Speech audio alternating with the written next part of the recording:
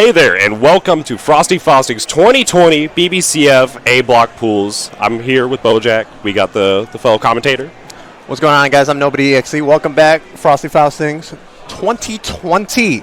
Such a good tournament to come to. It's always a blast, especially for CF. Everybody comes out. You know, you got this block, you got Beta Dude, you got Elion, you got a whole bunch of other players coming out. Thankfully, Beta Dude and Elion are not in the same pool. Yes.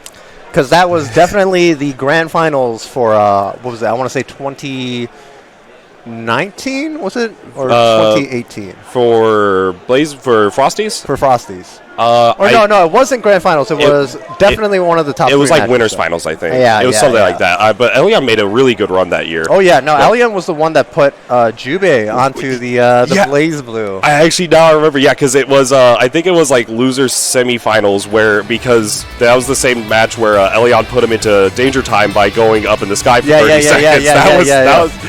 But no, I think Elion was actually the person that put Beta Dude into losers. Yeah, and I don't know off the top of my head, but it was definitely a fun tournament to go to, and same idea here.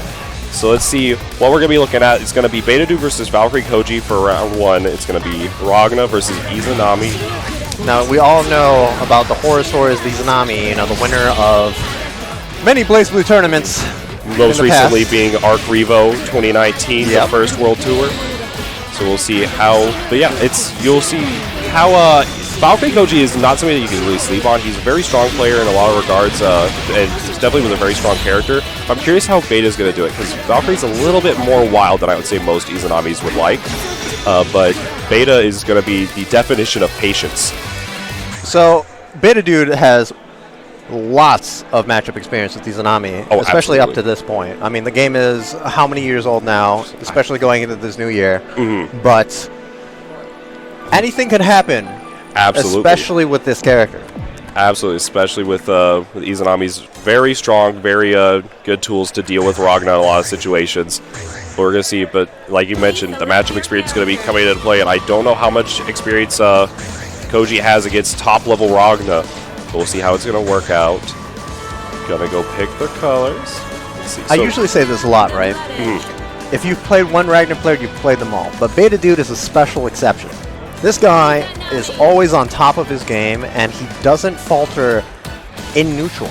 Absolutely not. I know whenever talking about a lot of Ragnas, you'll kind of hear how matchups differ with the character. You'll either hear place your 5B differently and place your JC differently, and that's pretty much it.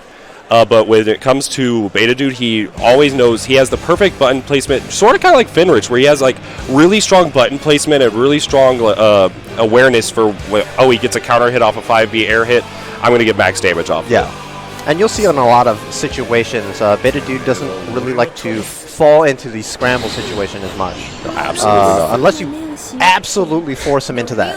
Trust me, he absolutely knows how to take care of the scramble and prevent it every way. But we'll see with the first round.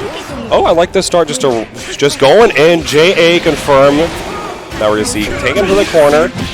Got caught with the JD. Now we see what the corner round is. Instant first. So I actually that was a really risky DP.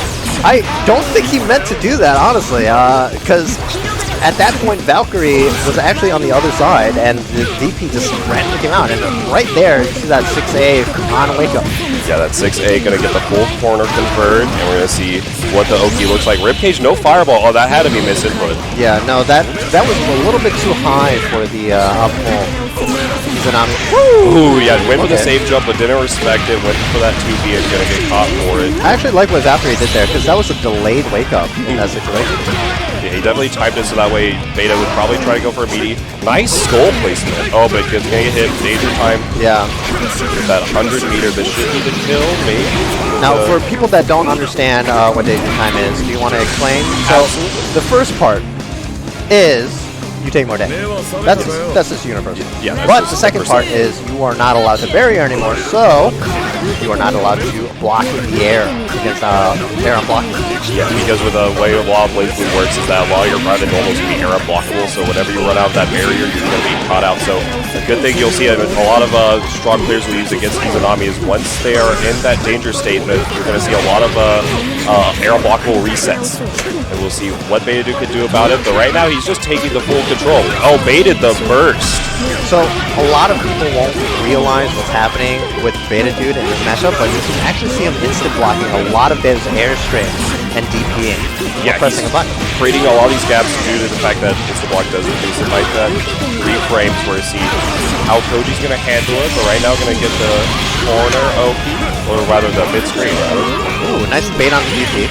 So the one thing that a lot of Izanami players like to do when they pop that overdrive is actually go for that corner combo. Unfortunately, due to how 3C works with Izanami on a lot of spacing issues, they actually end up crossing under them and dropping on the other side. Yeah, so you have to go for some on-the-fly kind of mix-up, because you can still get the fireball, but you're a little bit too far away to get a comfortable tech chase. So, but we're going to see Beta Dude going up the round, or the game. Personally, in those kind of situations, as an Izanami player myself, I don't like to go for ribcage in that scenario. You don't really have a lot of time to set up for the fireball and the ribcage. Yeah. But something like that is much better, where you're going for the fan and you're getting the mix-up there. Gets poked by the mid, and RC not able to block while in the exit state, and then set up ribcage and immediately pop it. I like the way that Beta Dude's taking this neutral, is just playing it really slow and just going in whenever Koji wants to fly in and just check in with these JAs, these 5Bs. Goes for the air throw, but the float. Ooh, very nice. Wow. You actually don't see that often. No, that was a really good bait with the slide, and now going full route. We're going to see what the OP looks like this time. Looks more proper. Yeah, there we go, the proper stuff. And the reset. Okay. Yeah, I like the idea from Beta Dude going for the no-tech, and then Koji covering that option and it confirmed for it very well, but now out the DP, that's going to be round going to Koji. I like the situational awareness that Valkyrie is doing. He noticed that Beta Dude has been instant blocking a lot of the air strings, so he actually fast fall backwards to bait the DP. He had a lot of good awareness with it, and just going straight off that confirm was just enough to get the kill. Yep. Now, a big thing about Izanami is dealing with air stall. It's so difficult for a lot of characters. You have to be very aware with your headed one buttons or like your DPs, and we've seen time and time again where Beta Dude is getting baited out with these skulls. Ooh, I like that barrier cancel from the float. Just going straight down, just going to try to play that neutral. Ooh, that was a little bit rough. And the full knockdown, save jump into the 2A. You can actually see Beta Dude trying to bait out a counter assault with those 2As. Yeah, he's definitely, because we've seen Koji go for a counter assault a few times, and a habit of Beta Dude that I've always noticed is that whenever you show that he's going to do an option, say burst or counter assault, we've seen it, you can look at this set as an example where once Koji bursted, he's going to recreate the same situation that bait the burst, and like there where he baited the counter assault after he used it in the last situation. So we're going to see how it's going to work out right now. Beta Dude is on set point, but Valkyrie is not out of it. Counter hit, JA. Oh, and the bits to cover the option off the Look at this instant block from Beta Dude. Yeah, that was actually really good. And a thing to note with instant blocks, you get a lot of meter from it. So using that option, and the 2B to go under JC, you'd love to see it. That button still has not changed. It is so good. The very scary situation for Valkyrie right now, where he needs to regain a lot of his barrier, but Beta Dude in the same situation as well. Yeah, they're both trying to fight to see who can kind of get this barrier back faster. Wow. Ooh, the air reset. Oh, and JB catches, you have to burst it. Yeah, he was going to go right into super. Slide into 2B. Wow. You gotta love that button. I still to this day. So they nerfed it from 1.0 CF. Remember how good that button used to be? I used to abuse it so much, and I still do. I hate to see it, but at the same time, using it really well in that situation. And we saw Koji kind of using a lot of, like I kind of mentioned in the preface, where Koji is a little bit more wild player. You're kind of seeing a lot of these like really, dare I say, odd options, but working out in his favor. Oh, and the reactionary overdrive. Yeah, if you overdrive an overhead, that is confidence. Yeah, that is straight up reacting. We've talked about it a bit with Beta Dude where whenever I play sets with him, oftentimes I'm going to pause you right there Sure because Valkyrie just did the bravest thing I've ever seen a man do, where he actually just 2B'd in plus range. I mean, he's got a low profile a lot of the options, but we're going to see the pickup. He actually low profiled a 5C or whatever the hell that button was. Yeah. Because that is absolute madman. Izanami is the Konga expert. He's going to be low profile and everything. But see, bait on the super. I don't know if Beta should try to cross up in that situation right there. I'm not. But that should be death. Yeah, absolutely. There you go. Yeah, you've seen with Beta Dude, whenever he plays sets or whenever you see a lot of the situations, he is so good at reacting to overheads that I'm like, okay, well that was a good overdrive OS. He's like, no, I just have he has a macro for it. He just slaps it anytime he's like overhead, tick reaction. You see, caught the backdash with that 5B. Yeah, Ragnar, one of the few characters. Well, I wouldn't say few characters at this point. One of the easier characters to catch Izanami's backdash just by sticking on a 5B. Yeah, because the way you're able to dash cancel and microdash that 5B is just so good. Oh, Gauntlet Hades. Yeah, that's if you don't block Gauntlet Hades, you know, that's definitely a match. Yeah, absolutely. And like you can see there, set and point, Beta moves on. I believe that was round 1. So Koji's going to be in the loser side, but I'm sure we saw him taking games off Beta Dude. He's going to be doing well. And we'll see more Beta Dude to come, but in the meantime, we're going to be talking a little bit about that set, a little bit about this next set where we have Anime Freak versus Burning Nachos. Okay, with a name like Burning Nachos, I'm expecting a lot. Actually, so Nachos is one of my friends. He is a Canadian Ragna player. So he's going to be, preceding the Beta Dude match. He's gonna be. It's definitely rough coming from the. It'd be an example is like if you're with Beta Dude being the best Ragna, one of the best Ragnas in the world in North America, yeah, and especially in North America, just the best. Yes, but coming up, you're gonna see. Okay, well, how do they shape up Beta Dude? And the way I'd put it is a lot wilder. Really wild. You're not making a very good case here. I mean, so the thing with Burning Notch is that he's going to be, he loves his DPs, he loves to play this incredible, like, just offense. Okay. He just goes in and in and in, and then, so you're going to see kind of, I would say the antithesis of Beta Dude, in the sense where Beta Dude is a very patient, very calm player. You see a lot of situations just playing around the neutral options.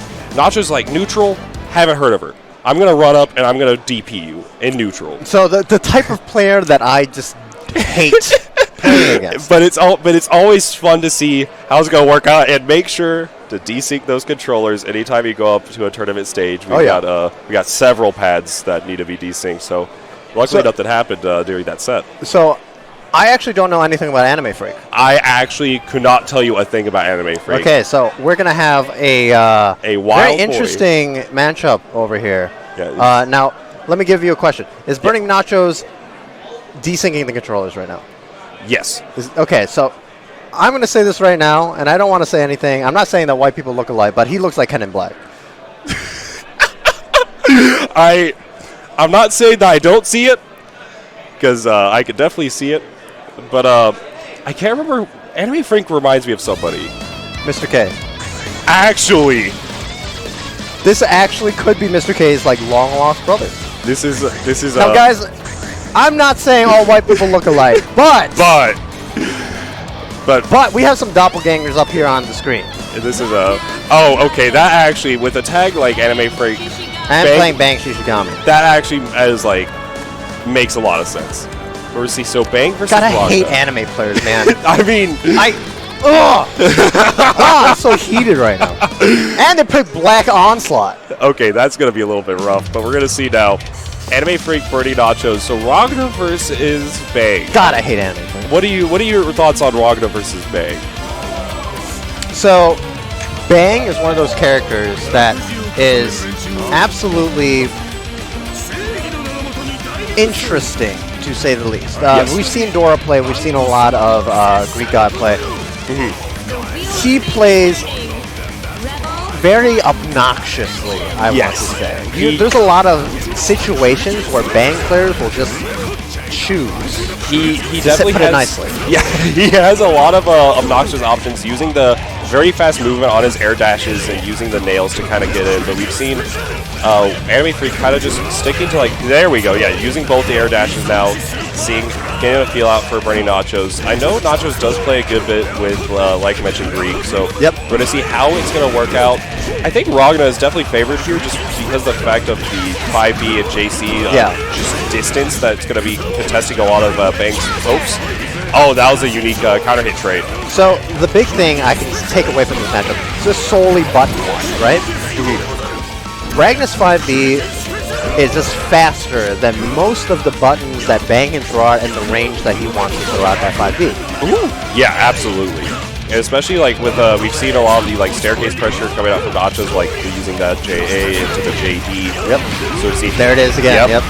Like you mentioned, Bang players are choosing to go for something there. The command throw air reset, using that poison to get that menial damage. Gotta get the full pickup. Ooh, nice. Using the double jump air dash to get that second JC or the JC into the follow up. We have cheers going out for Burning Nachos out in the crowd, very loud. Yeah, and like I said, Bang players just using the jump D, and yet again, yet another choice. So we'll see how it's going to work out that corner. Oh, did it go for the proper Oki, but TP it. So the big thing about Bang, right, is a lot of his damage you see on the screen is actually not much, right? But if he's using a poison now, that damage adds up so fast. Yeah, that just residual damage over time. You don't see in the combo counter, but he'll do like 2.5k, but the actual damage is close to 3,000. Still a little bit below average, but Bang is kind of like a character that just explodes, and that is a California burst.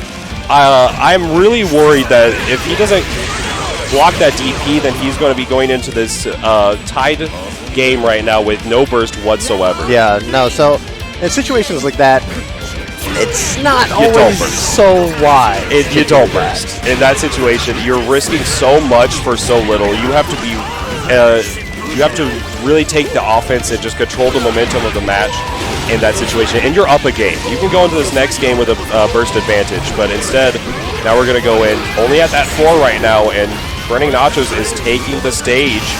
Nice throw tech, re-react. Anime Freak really likes going for that fake out jump in with J4B. He's tried to do it a lot where he's not even across the other, just like you mentioned, going for the fake out. Nice double jump there to kind of get out of that situation. Using a lot of the nails liberally. Only 6 left. Blood Scythe connects, but no combo. Oh no. Gauntlet Hades. That sets the precedent for this matchup. You do not block one Gauntlet Hades. Because that creates so many options, right? And just straight there, just a straight punish on that teleport from the 5D. Yeah, great reaction from Nachos. And something I like to note, so whenever you see a lot of Ragnas go for that 6D, go JD, you have to barrier it. Yes. Because the fact that, for those who may not know in the watching right now, whenever you bury, you create a lot more pushback. You get an extra frame of block stud, but you create so much pushback. So it's great to get that spacing out of there. And that JD from 60 is going to be plus a lot. So you're able to get so much from it. So if you barrier it out, it creates the JD to whip. So you're able to barrier out 60. Once it whips, you get your counter throw. So definitely something to note. Make sure to save your barrier against Ragna so that way you can force out a lot of his pressure. But we'll see how Anime Freak does it. But right now, he's doing kind of a Dora strategy, just setting up the bumper and hugging to it. But, blue beats. Oh, wow, okay. Set up the bomb. Another reason you want to bury... Oh, no, not again. Like I said, you don't block one Gauntlet Hades, Ragnar players will always just keep going for it. Yeah, you're given to tell, okay, if you're not going to block this, let me just go for it a few more times until once you start, you're going to start overcompensating block it, you're going to hit low, and then you're going to get caught by that JA.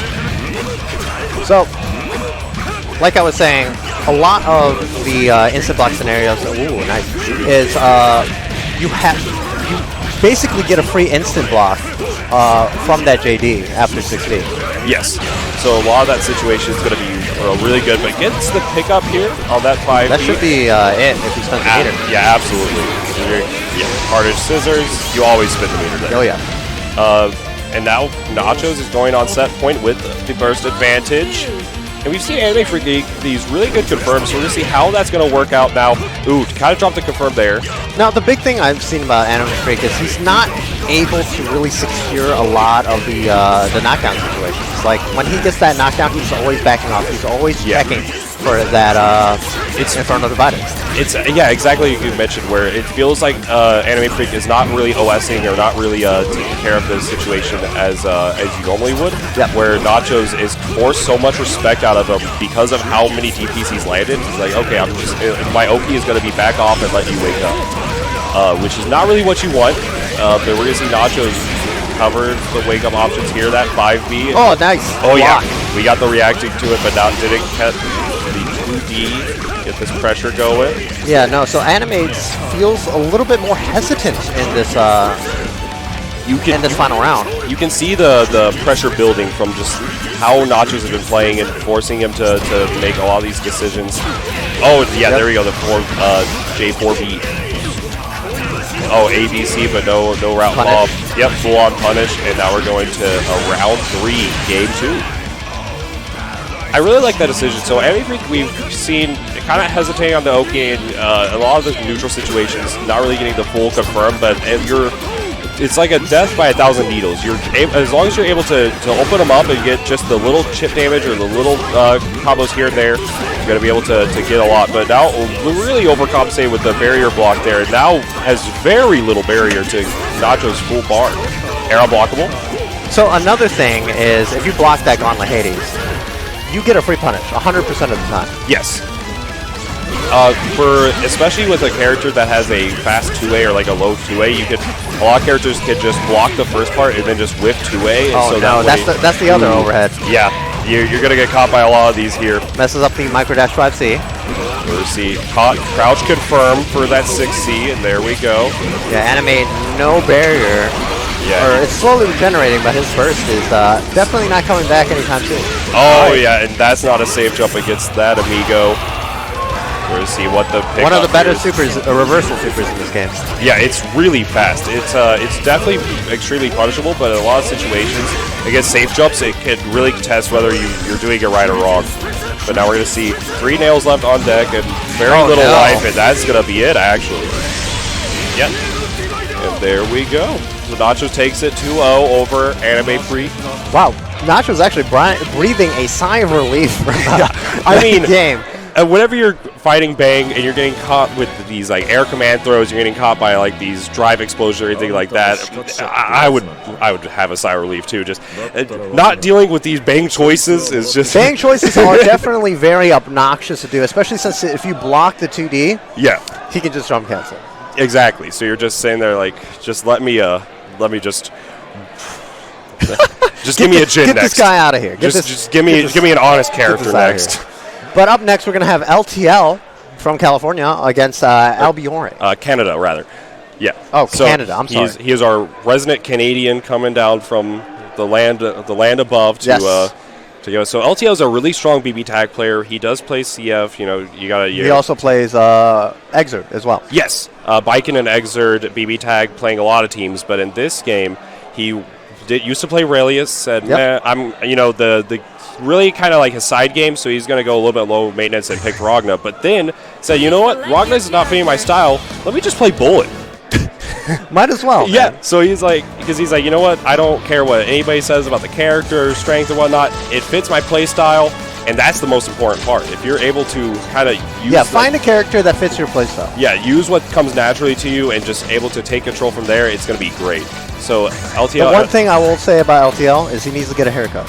He definitely is rocking the 80s style. Yeah, the 80s hair metal. But we're going to see how it's going to work out. Oh, LTL God, this matchup is terrible.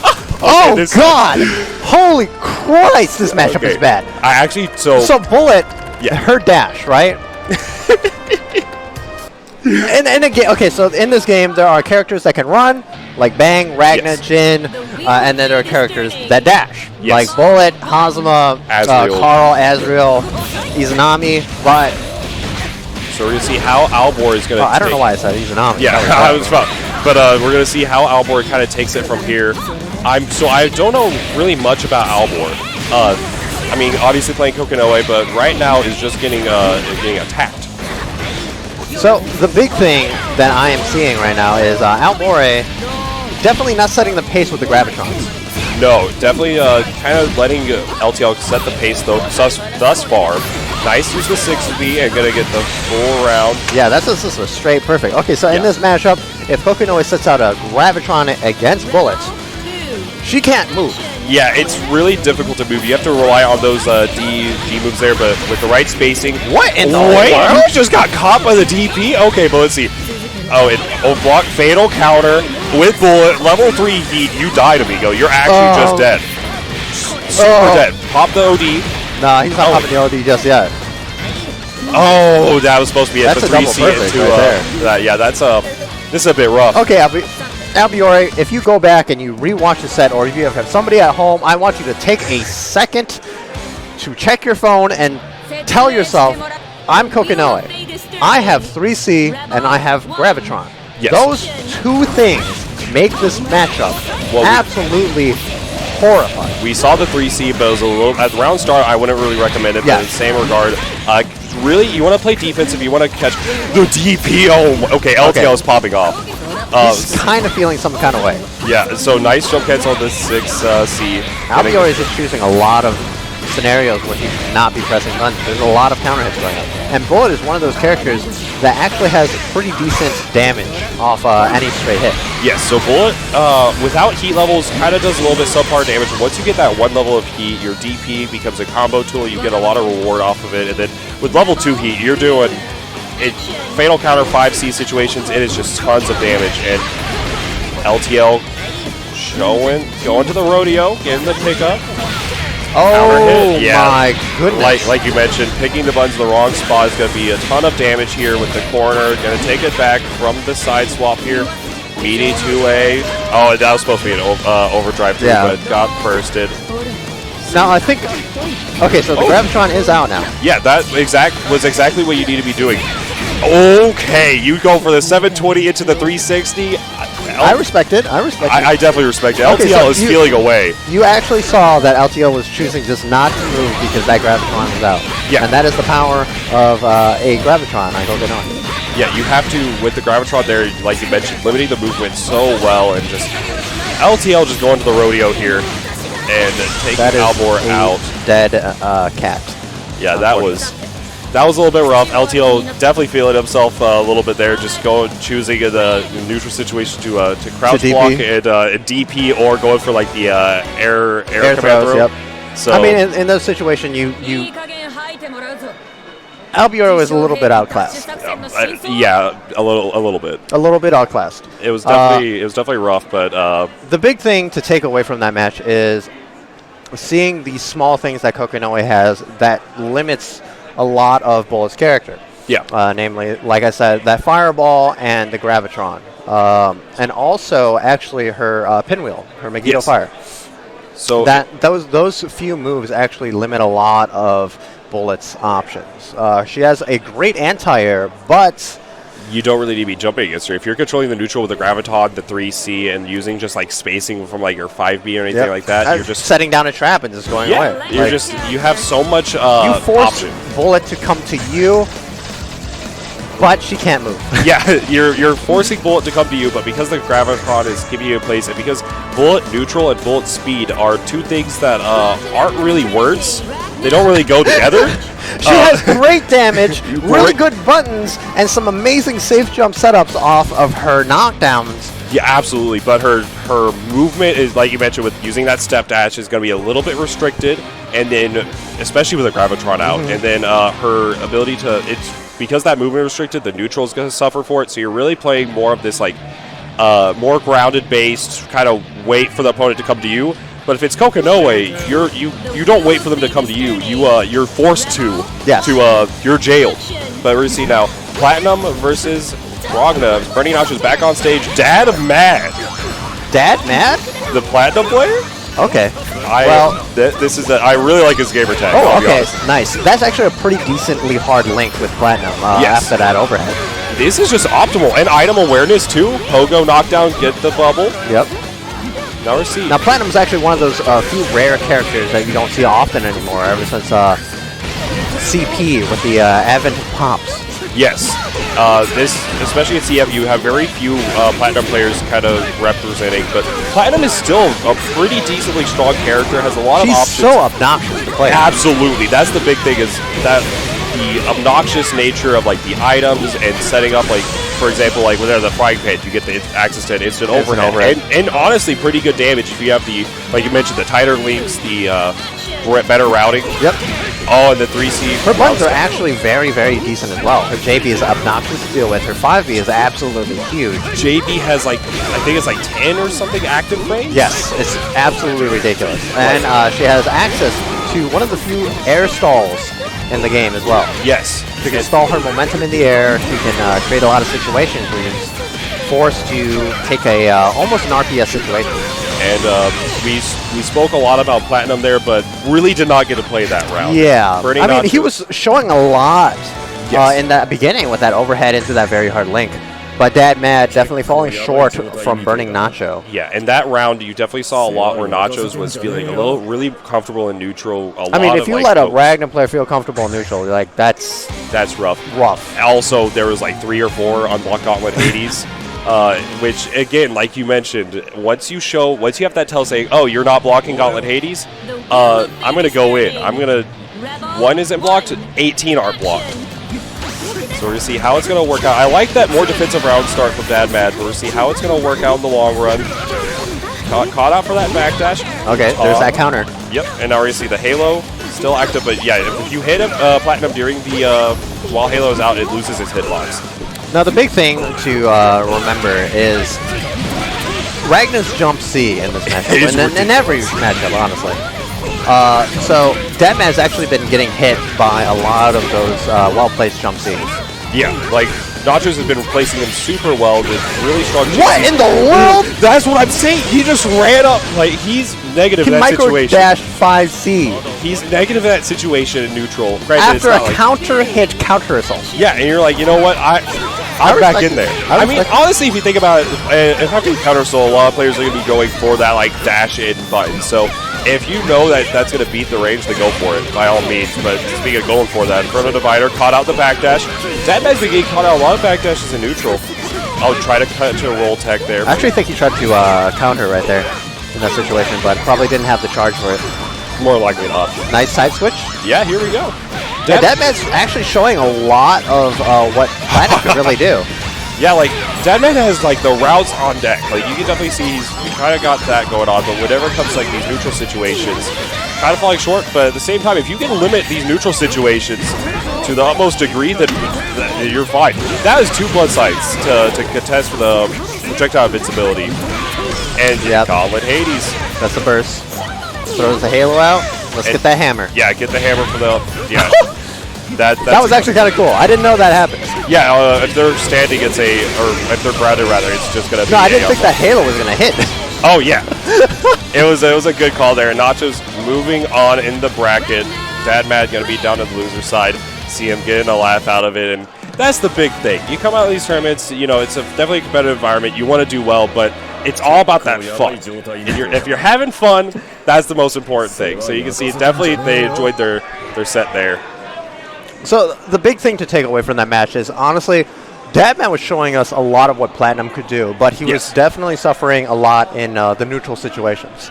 Just getting hit by a lot of Ragnar Stray buttons causes you to lose a lot of life. Yeah. Who would have thought? Especially, like, counter hit JC is, like, 3K. One of his best starters, honestly. It's really good. Even getting anti-aired with it, like, or air-to-air counter hit with Ragnar, it's, like, straight. You're going to the corner, and you're eating like 3.5 to like 4K. Yeah, at least like 3K from it for most any route. And we also saw a lot of situations where, because the fact that it felt like where Dadmad kind of was struggling was that neutral, and then also on defense. Yes. But once Dadmad kind of got the offense started, you can see Nachos get a little bit shaky, you know, try to go for it a DP, but then getting punished for it. A lot of situations that really worked out in Nachos' favor overall, but I feel like if Dadmad, that's the big thing Dadmad needed to work on was that neutral in the matchup.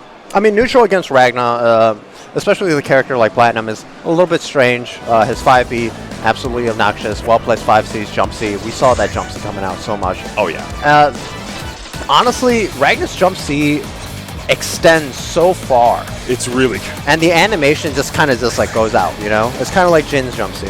Yes. In a sense. It's a little bit more like diagonal downward and whatnot, but yes. But it's still, like you mentioned, like with Jin's JC being more just that big, like disjointed hurt box. Yep.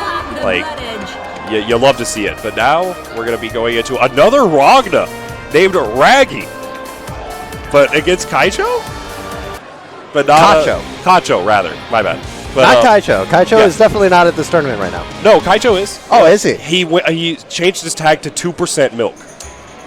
So, yeah, I can't hang around him, man. I'm lactose intolerant. I only drink almond milk and oatmeal.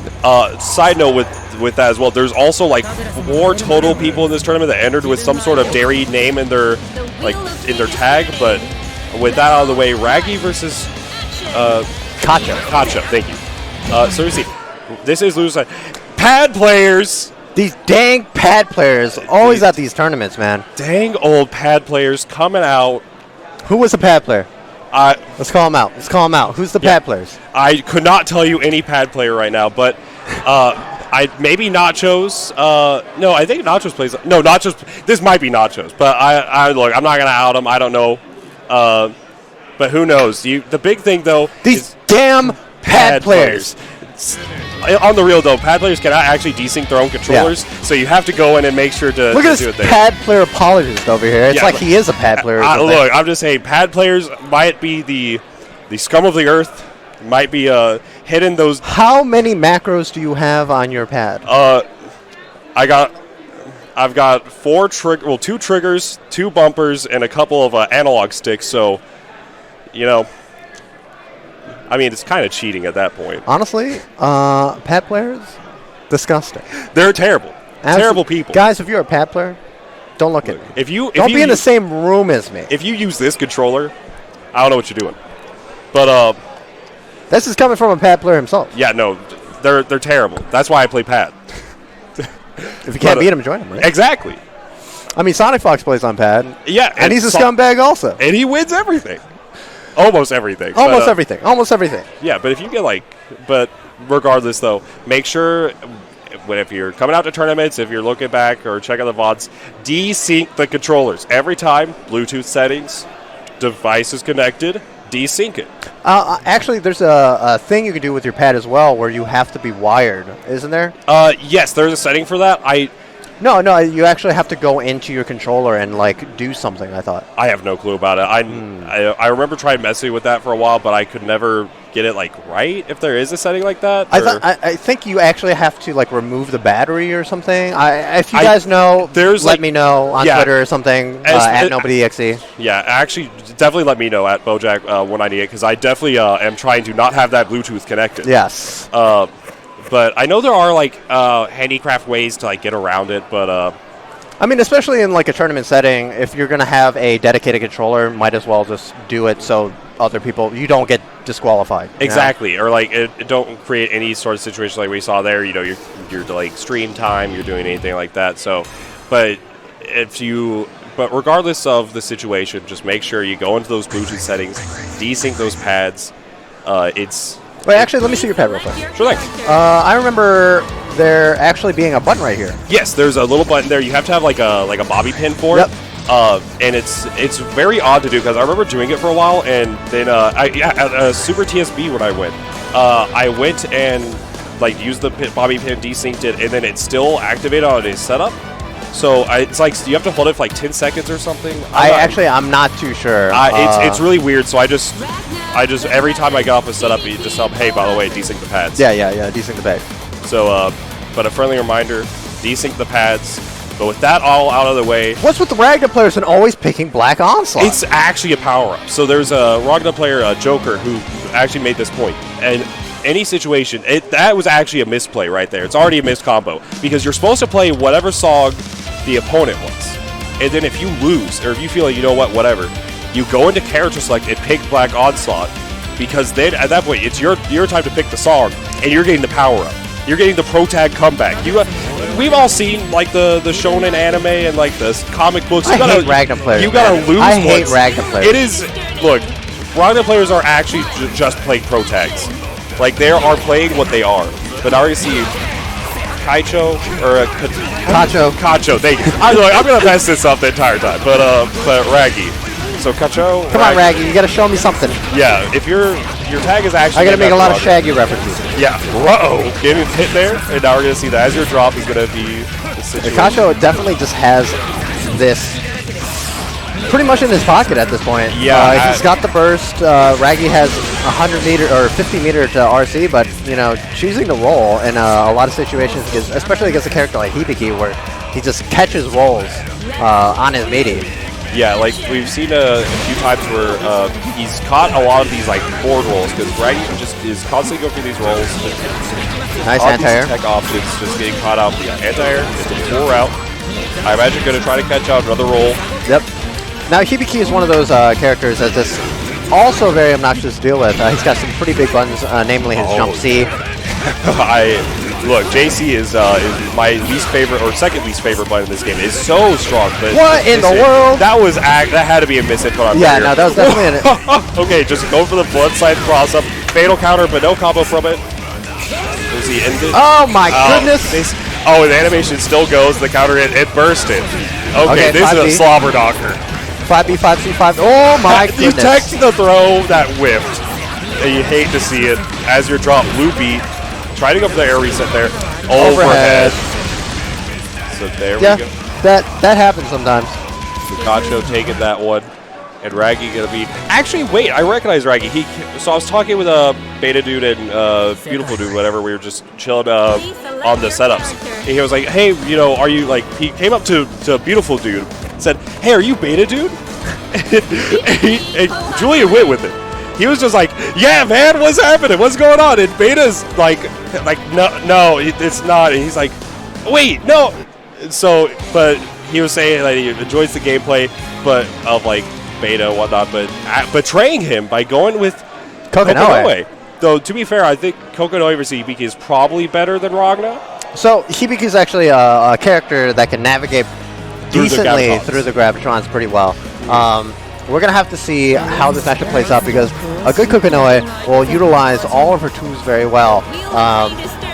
We've seen a lot of great Kokonoe players, namely like, Joker, Banana Ken, B-Meister.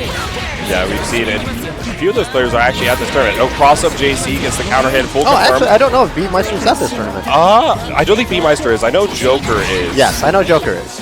We see how it's going to work out right now, at least for this game. Kokonoe getting set up. Ooh, bad hit right there. Another counter hit. Oh, wow, here we go. Oh, the throw. Oh, you hate to see that. Had the right decision. Yeah, he had the right decision. What?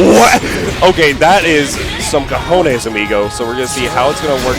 Super Fireball. This is a slobber knocker if I've seen one. We're hitting 5B. Yeah, this is some real button gamers. And yeah, going for the pickup that Kokonoe right there. Kokonoe is such a cool character, but I could never see myself playing that kind of style character. Likewise. I definitely tried her for a little bit when first starting the game, but then she I don't know. For me, having those like limited resources is a little bit rough, but at the same time though, she's definitely really fun to watch. Yeah. So I actually messed around with her a lot when she was broken, right? CP 1.0, right? Yeah, CP 1.0. And I actually dropped her during that phase because I was like, this character doesn't fit my playstyle at all. Yeah, she's like that mid-range Oki situational character. Sort of like a Millia, I guess, if you were trying to compare it to another. Like very Oki-based, very tricky in the regards. Like she has these traps, she has these fireballs, she limits the character's movements. I just didn't feel comfortable with it, but we're seeing Raggy definitely looking more comfortable than the Ragnar pick. But at the same time, I'm kind of curious. So you mentioned with the last Kokonoe, you mentioned a little bit about these Gravitons and setting up and like fireballs, but I don't think Super Fireball is the decision there. So Super Fireball is kind of like this. I want to get back control of my turn. Yeah. It's definitely works my turn Yeah, super. It has that reversal property, so you could use it on Wake Up in a lot of situations. If you have a Graviton set out, it works there. But in those neutral situations, we kind of saw like 6D, set the far Graviton, super Fireball, and just... Yeah, when the opponent is in between you and the Gravitron, and you send out that Super Fireball is going up and back to that Gravitron. And in the meantime, especially against characters like Hibiki, Ragna, like you mentioned, these running fast characters, you're eating that 5B. You're eating a 5B, you're eating a 3C, you're losing space. Yeah, a lot of situations you really want to be careful where you're doing that. But here's a match that I'm really excited for, actually. So Days, formerly known as 13 Blades, Jin player coming up against Elion, the cat man himself. Yes, the cat boy himself. But 13 Blades, a Chicago local, is definitely one of the Jins to look out for in the U.S. Yes, very strong player. I know he's focused on tag for a little bit. Both these players have played a lot of tag, but they're both pad players, so they're disgusting, and you should never talk to them. But they desynced the controllers. Yes, they did. They watched, they learned, but at the same time, so we've seen both players are really interested in tag, but at the same time, they have not put CF down. They've only played. I mean, Elion got 4th at Evo. Yep. Like this past Evo was not one to wiggle your nose at. There's very strong players coming out. So who ended up winning that actually? Utah. Yes. Utah beat Finrich 3-0. It was I had the pleasure of commentating that, and that was one of the craziest sets I've ever seen.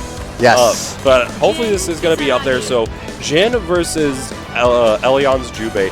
That's something because Elion is really the Jubei to look out for, and a lot of tech that's been created for this character is by Elion. Yes. So I catch myself all the time mixing them up, kind of like Daigo and Ryu, where it's like Elion and Jubei. Well, I mean, Elion is rocking the yellow hoodie right now, so I think is he cosplaying Jubei right now? I think it's like the mix of like a Kill Bill combined with Jubei cosplay, but so this matchup is really interesting because the fact that Jin has really good crouch confirms, being able to go into... He's probably one of the characters that has one of the best crouch confirms. Yeah, because you can get into that 6C, 2D pickup, and you get a full route from it. 6C, 2D, or, just go into 6B. Yeah, actually. So there's a lot of routes that you get from it. Jubei takes a lot of damage from Jin. Yes. And I remember when Jubei came out, everybody was thinking maybe this matchup is not that good. To put it nicely. Yeah. Oh, button check. But... yeah, like Jin, Azrael, I know a few of these other characters with really strong crouch confirms where people are saying, this might be a terrible matchup.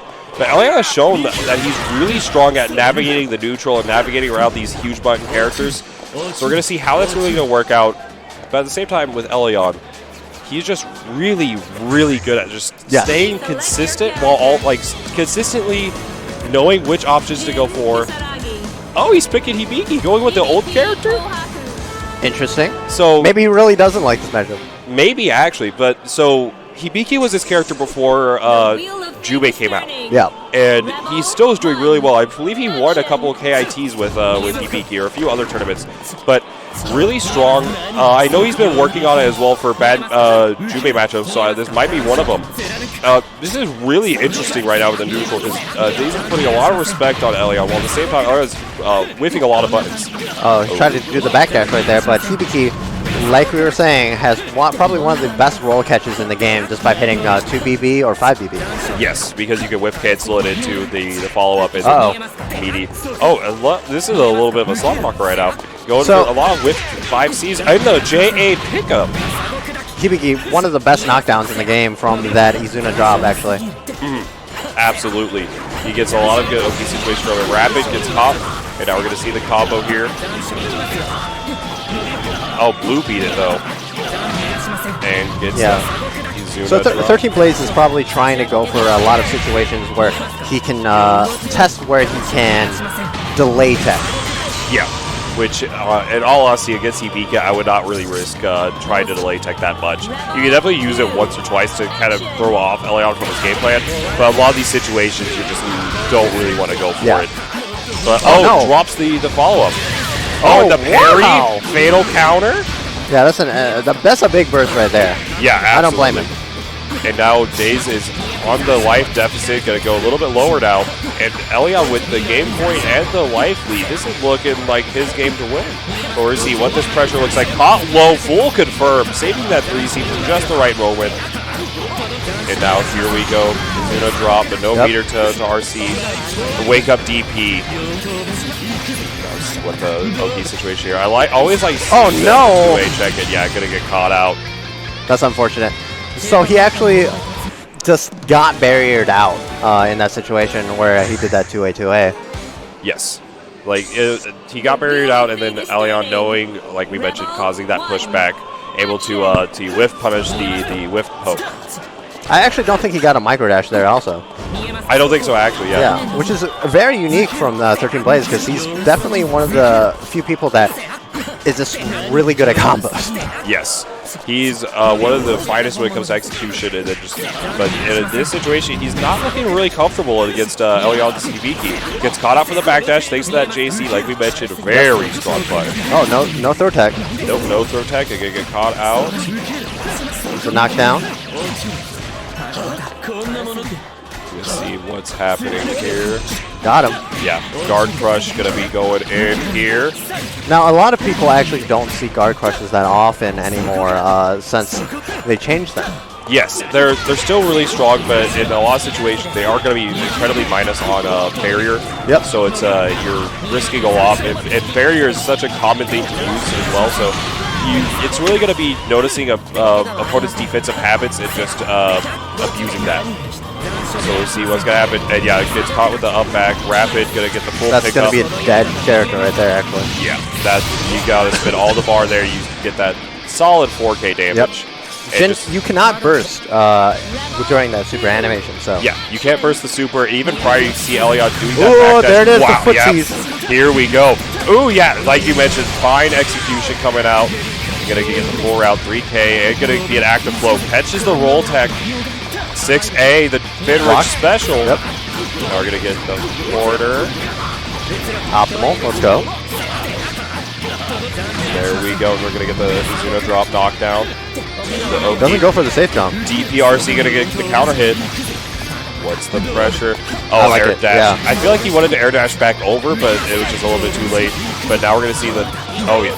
Oh, and bait the DP. You gotta check Elion. Elion is a very strong player and a very consistently patient player, but he has a lot of these wild boy tendencies that will come out. I mean, we saw a lot of the random air throws. Yeah, like random air Izuna drops. It did work out a lot, but yeah, and you always got to check your opponent with that. But Elion goes for it quite a bit. Now we're gonna see what the plan here is. DP out of the restand. Doesn't block the 4B. So now we're gonna get the pressure. Drops the combo. Oh, but the nice 2C. A little bit too far. Nice. Now both these players very, very good at controlling where they want their opponent to be. Yes, you've definitely seen time and time again once. Oh wow, that was really risky, and losing the burst for it as well. I really feel like he didn't have to go for that risk. But wow, that was a great whiff punish from Elion. Yeah, that actually should be the game. Yeah, that's going to be a dead card. Yeah, that's going to be Elion taking it 2-0. That was really fast, actually. I was not expecting that. Elion definitely played the Hibiki really well, like you mentioned in that last situation. That counter hit 5B, yeah, really strong showing from him, and just a lot of the routes were on deck. I actually really like what he did in that one round where he backdashed before doing the clone into super, because the backdash makes it burst safe as well. Yeah. So it's just full on checkmate situation. The big thing to take away from that is whiff punishing. Yes, and we'll have these slides to come up real quick. So we got Anime Ascension. You got $2,000 pot bonus for BBCF, like you're seeing right now. You also got Guilty Gear XII, and you got Undernight Inbirth. It's going to be February 14th through 16th. Check it out at the Atrium. Let's see. And of course, check out Arcade Candy Collective.bigcartel.com. You got some collector quality enamel pins and keychain combos. You can get some 10% off if you use the code FFCandy. Make sure to use that code quick. Only lasts from January 17th to the 25th. And we're going to have the C2E2 panel. You've got a lot of these great people from Critical Role. Going to be February 28th through March 1st. You can meet them all, meet, greet, all that. Check it out at c2e220.com/FF. And of course, Frosty gets some XII merch. Yes. You get 10% off if you use the coupon code Frosty. Remember, guys, all these slides, you're going to be saving some good money. And if Tasty C would say, if you are playing Tekken, what are you doing? You bring the best in Chicago together for some Tekken here. Support the community. Buy from their Teesprings over at teesprings.com/stores/Chicago Tekken. And check them out on Twitter as well. And, of course, New Wave Toys. We got the Street Fighter II Replicade, the 1/6 scale mini arcade machine, and it's only $99.99. And I know a lot of people have been messing around with those small little controllers. You might have seen it on Twitter. You can actually play your favorite fighting games with that small controller. It's really interesting to see. Yes. And here we're going to have Paradise Arcade Shop. You can check them out over at paradisearcadeshop.com. You know, they have all these great parts. You have the silent buttons. You have all these different mechanical buttons. It's kind of like a mechanical keyboard with the buttons, so you aren't going to have that many issues with the like buttons falling out or anything. So definitely check them out, paradisearcadeshop.com. And, of course, the Ready Games. Compete in mini-games to win cash prizes. Go check them out on the Google Play Store. Use the secret code Frosty to get a exclusive game with a prize pool of $300. If you guys are into competitive games, you want to win some prizes, go ahead, check them out. And Skullgirls is coming to mobile. You love to see it. All the players are there. It's going to be free on Google Play and the Apple Store. Make sure to check it out. Thanks to Touch Arcade, Mike Z, GGPO, yes, and everybody else for that. And we're going to have more BBCF action coming at you. Exactly. So what do you think about this tournament so far? The matches so far? Yes. We've had, so I really like so far my favorite is definitely the Beta Dude Koji, Valkyrie Koji the Valkyrie, set. yes. That was definitely one of the better paced matches in this game, especially with 13 Blades and Allion as well. Yes, those both had like really interesting situations. I really like the Beidou one because it showed a lot of where Izanami can be a little bit more wild. It shows where Beta Dude can fall to like the baits or anything. Like it was a very neck and neck kind of set going on there. And with Allion and Days, we got to see Allion Tibiki. You don't really see that too much these days. And so we're going to see. So, speaking of interesting, we're actually going to go cut to a video really quick, guys. Stay tuned.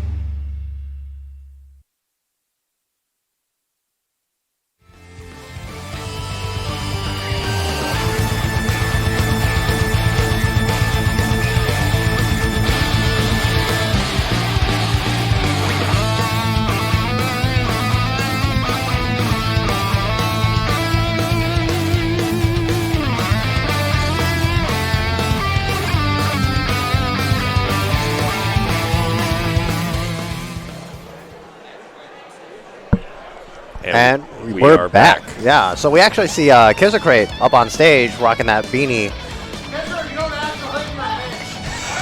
And you might have heard that from the background, but our streamer Black Rose, support him, subscribe, donate. Definitely drop that Twitch Prime.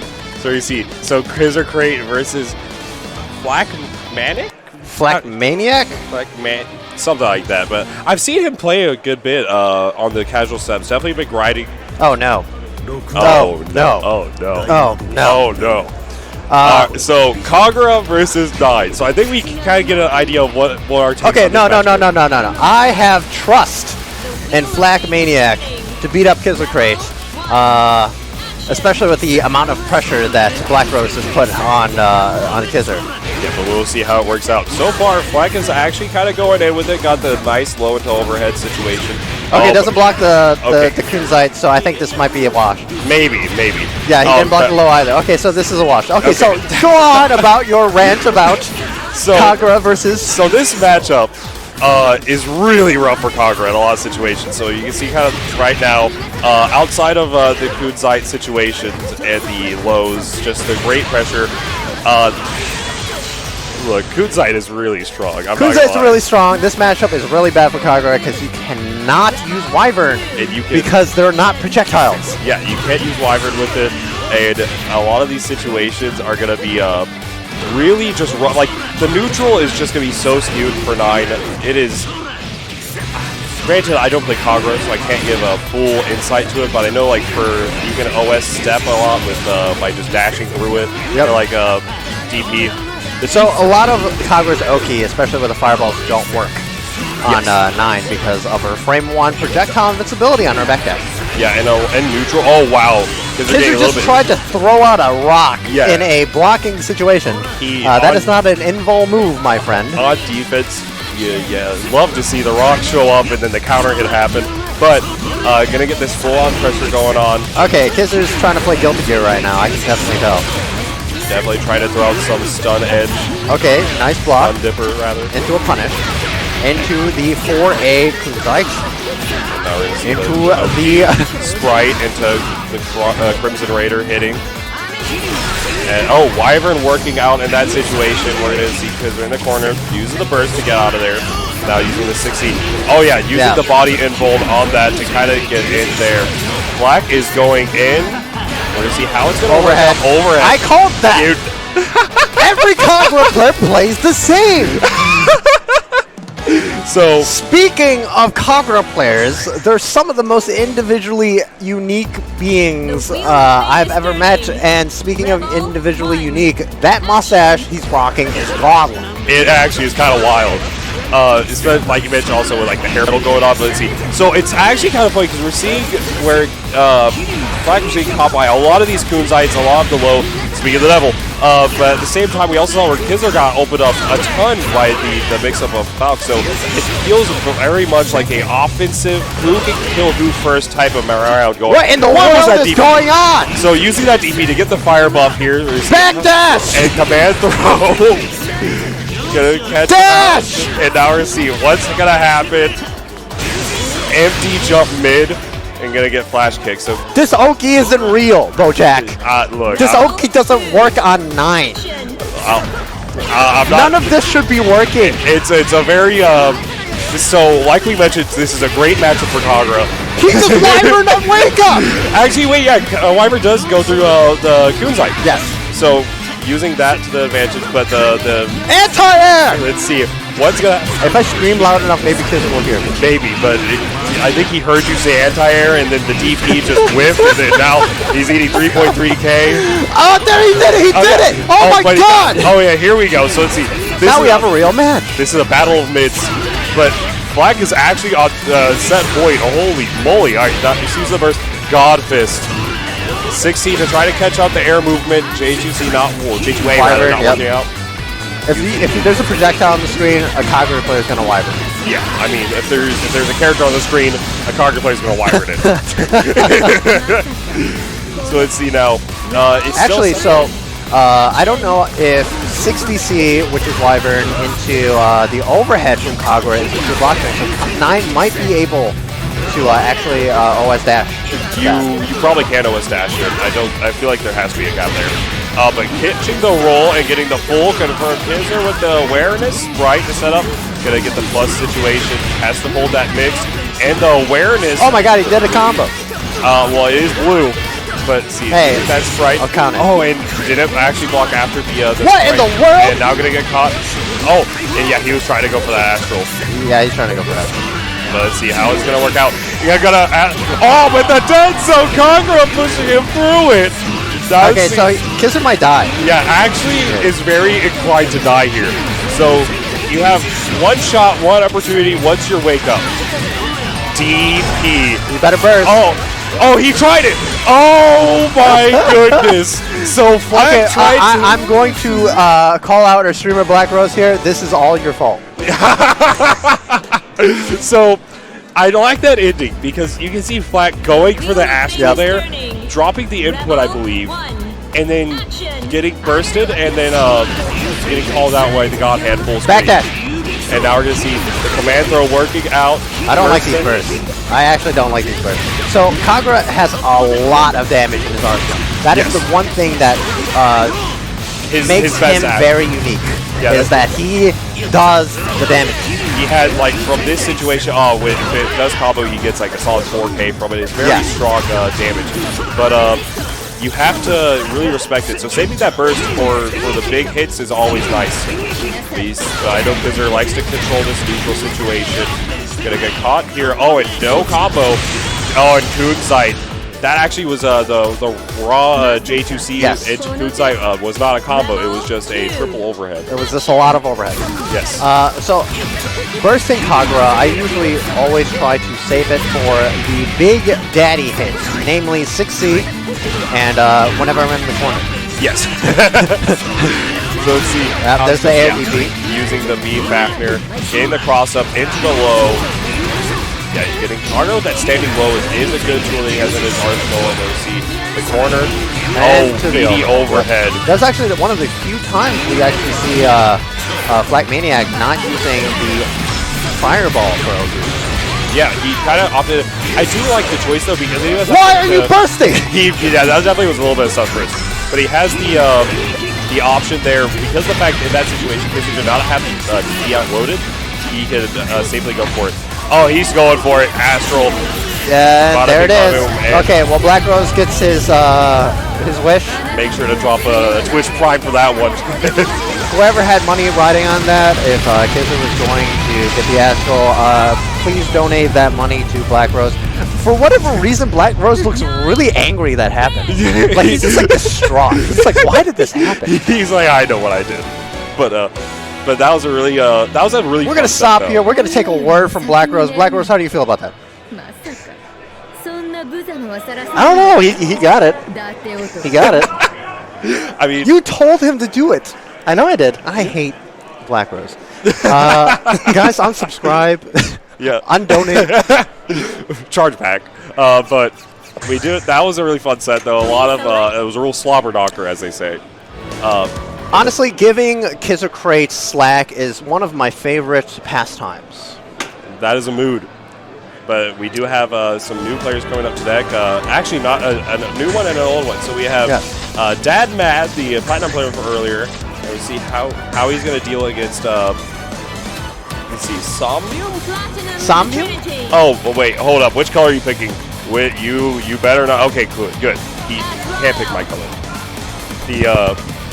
So he can't pick my color. That's the big thing. So which one is your color? Color 5, the Banana Azrael. The Banana Azrael? Yeah, or I Lakers. actually used to play that color back in CP. Ooh. Oh, okay, yeah. But now it has the Lakers purple with it. But anyway, so it's Platinum versus Azrael. This is actually a really interesting matchup because in a lot of situations, Platinum can win the neutral with the, like you mentioned, JB, 5B, and our last one was Dad Mad, and able to control the pace really well. So if Dad Mad could kind of just actually, that box actually messed up that combo. But in the meantime, though, Azrael is definitely a character that has strong options on block, on hit, tons of damage. The big thing is going to be lacking neutral. So it's going to be up to Dad Mad to control this neutral and really put Somnium into a position that's going to be vulnerable. And so far, Somnium has ran into a few of these situations that will let Platinum take the advantage. Fan, this is going to be tough, and you just got to wait your DP. Let it rock. Oh, and no combo for that 2A. So the big thing I take away from this matchup, right, is Platinum's buttons just limits a lot of Azrael's dash options. What in the world? He just wake woke up signal. He took it from me. Wow. He is going in. I mean, mood. But let's see. Yeah, overrun through it, and yeah, you can whiff cancel it. So gonna get that. And so the big thing that in this matchup as the Azrael player is that you need to make sure that you are covering. Once you get that hit, you can't let Platinum go. I feel like that's a lot of this Azrael's matchup in general. That is just a very common tip for Azrael, but in this matchup in particular, you also want to do a lot of a save jump into Growler OSing for that right there. So you want to call out anytime that they go for the taunt or the taunt. God, I hate Azrael. Yeah, wake up Sentinel. Let's see how it's gonna work out. Cat Hammer going in. Yeah, that's a counter hit as well, so that's gonna be a. Oh no, messes Oh, up. but yeah, no combo gets the counter hit anyways on that 2A. Gonna get the corner route here and 2-3. Yeah, it doesn't set up the bubble because Azrael actually can Growler it. I am so actually upset. Okay, so in that situation, you want to go for like 6A to 2C route and do a ton of damage, but in that situation... Hey, that one was easier. That was, in fact, easier, and it did more damage. And just raw EA, you're an active throw, baby! Hold this 4K! Alright, so I'm on stage. Hate Azrael players. I love this. I hate that, though. The fatal counter outside. I hate Azrael players! Yeah, here we go. Yeah, get the counter hit. I would have that's not a combo. Yeah, you had a 5B in that situation if you want to. What in the world? Yeah, nice pickup. Oh, no! I hate Azrael players! Purple throw. No, 2A, 5A purple throw. So let's see. Wake up. Oh, my goodness. Some are going in. I love it. It's okay. Platinum is a DP now. Yeah. Wow, the walk up throw, man. Ezra needs more movement. Try to just do nothing. Just standing there menacingly? Okay, but let's see how it's going to work out. Oh, the drop combo. Oh, air throw of their own. How will Mad take it? Somnium's going to get his burst back during this combo. Oh, just... No! Do the routes! Overdrive it to throw? Okay, so you really have to 2C those. Like, are you just anti-air the hard guard in neutral? Okay. Nobody EXC. Was that a reactionary Panzer, or was that just thrown? Honestly, I cannot tell. I'll be honest with you. I don't know what this Azrael player is thinking anymore. Okay, I have your answer.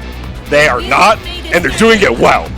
So let's see. Mad. I have not been able to get a read on this Azrael player. Yes. He just woke up throw.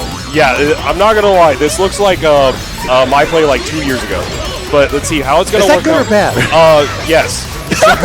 So counter hit 2A there, but a lot of these situations you really have to make advantage the most of your hits, and neither player has been really doing that. A lot of Platinum's routes have been dropping. What in the world? Okay, I understand wake up something. Yeah, that actually was just wake up no input. Home run. Sentinel. Azrael players. So in that situation, if they do a meaty, Sentinel there will lose with the bubble. Yeah. So, if they just throw bubble, Sentinel will beat that depending on how close they are. But I mean, in the situation where Mad actually put out that bubble, I feel like the Sentinel would have just whipped and he would have gotten hit by the bubble. Sentinel would have definitely got caught. And missed the jump cancel there. It happens from time to time. But we're gonna see what the pickup here is. Oh, JB. What's the pickup? Yep. Yeah, get the full knockdown, roll into the corner, wake up Sentinel dump. You love to see it. Actually, Platinum might be able to just 2D meaty a lot of the situations, and then. Oh yeah, here we go. Please do the routes.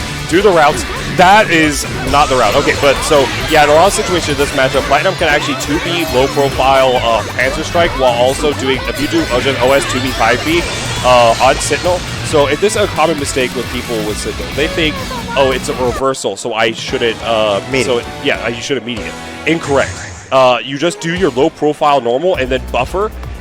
Because it only has a certain amount of armor up to a certain frame. It is guard point 1 through 10, frames 1 through 10 all, so it can guard point any amount, no million things, but for 10 frames. So you literally, if you mediate with like a low profile option, you're OSing Panzer and you're OSing the follow. So you can go for an air combo. But in like that situation, it's again frames 1 through 10, you're gonna get caught if you're doing it a little bit later. We're gonna see how it's gonna work out. There's a super cat hammer.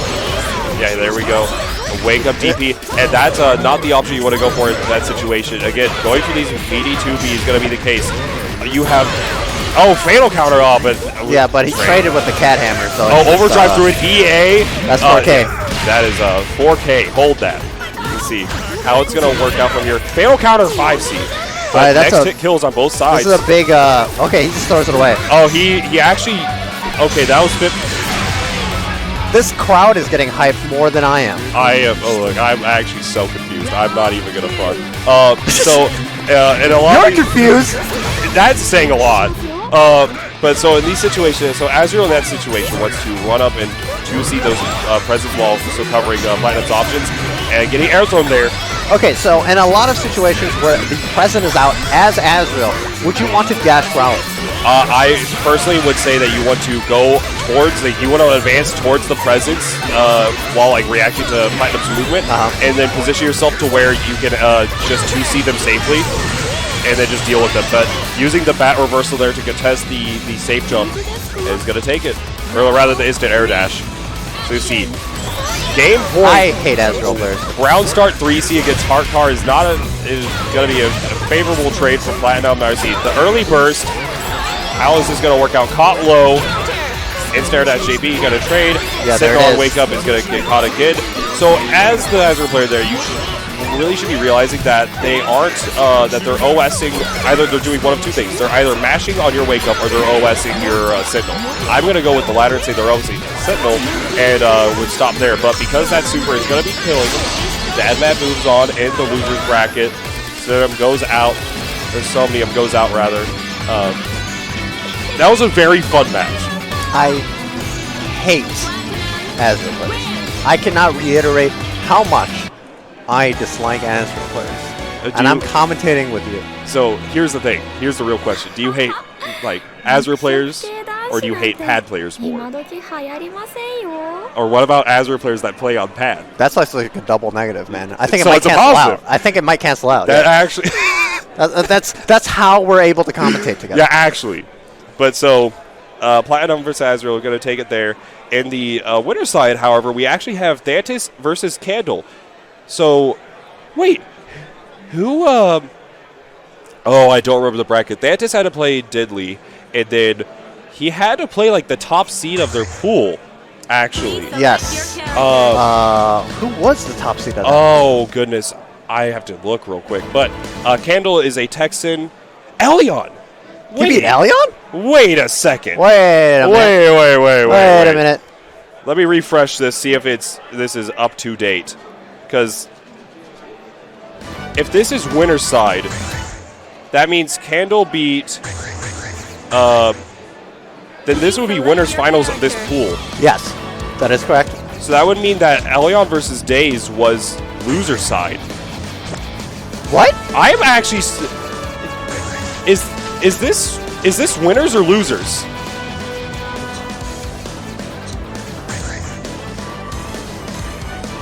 Oh, man, This Elion sucks.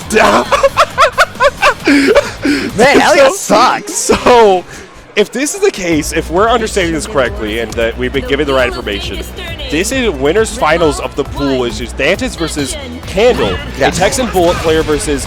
Oh wow, they're both playing the same color. So it's a Texan Bullet versus a Boston Azrael player. Yeah. Thantis actually is really good, all things considered. So let's see what the route here is. God, I hate Azrael players. This matchup actually is really interesting because Azrael wins it really hard, but at the same time, Azrael cannot ever reversal. Yeah. And Candle especially. I play Candle a ton, and he knows every wake-up option that Azrael wants to do and how to option select it, aka just pressing 2B. Yeah. Actually, it was interesting right there. He 2B'd, but I think there was a delayed wake-up from Thantis because he was able to get that backdash. Yes, it had to be, or rather, that had to be meaty, or it was a frame 1 backdash.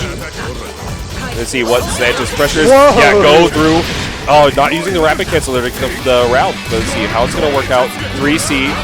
See how it's going to play out. In neutral, this is very difficult. Nice block. Handle with the reactions. 3C, a little bit late on Thantis' reactions, but dash through the 2A, and now we're going to see round 1 going to Thantis.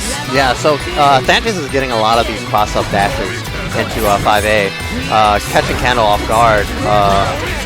In those scenarios, I like to bury OS, just because it will catch the dashes most of the time. In a lot of situations where you're just raw blocking Azrael, you are so fine by just holding, like by barrier OSing throw and just catching the dash through. Yeah. So you definitely want to do that, and also a wake up overdrive into the Hornet and gonna go for the JA. It's a double weak point. Yeah, it's double weak point, so that's still fine. You could also go for that route and go for JA dash JC, or JC dash JC, and you get a more better Oki. Yep. But at the same time, double weak point, and Candle's going to take control here. Actually not going for the OS a lot for the wake up situation. I'm kind of surprised. That's fine. The crush trigger will end up extending the combo. Oh, yeah. Oh, wow. Going for JC's DP against... that had to be a reaction against Sentinel. Yeah, that was definitely a reaction against Sentinel. I mean, there was so much hit stop during Sentinel, so it's like... That definitely had to be a reaction, because otherwise DPing on block would be a big no-no against Azrael. Let's see. Right now, it's going to be game point for game 1. We're seeing a lot more methodical Azrael play here. Yes, this is more what we like to see. Oh, the 2B hit there. 2B is such a good button against Azrael in this matchup. It is really good. So low profile is 5C at tipper range. It covers a lot of his wake up options, and it contests a lot of like his 2B, 2A range. Yep. And we actually see that mad damage coming out from Bullet right there. Yeah. And he might be dead here. You see pops overdrive, and then you get the DP follow up into 3C into super, or 6. I think it was 6A into super actually. 6A into super. Yeah. And that is a dead character. 4.5K.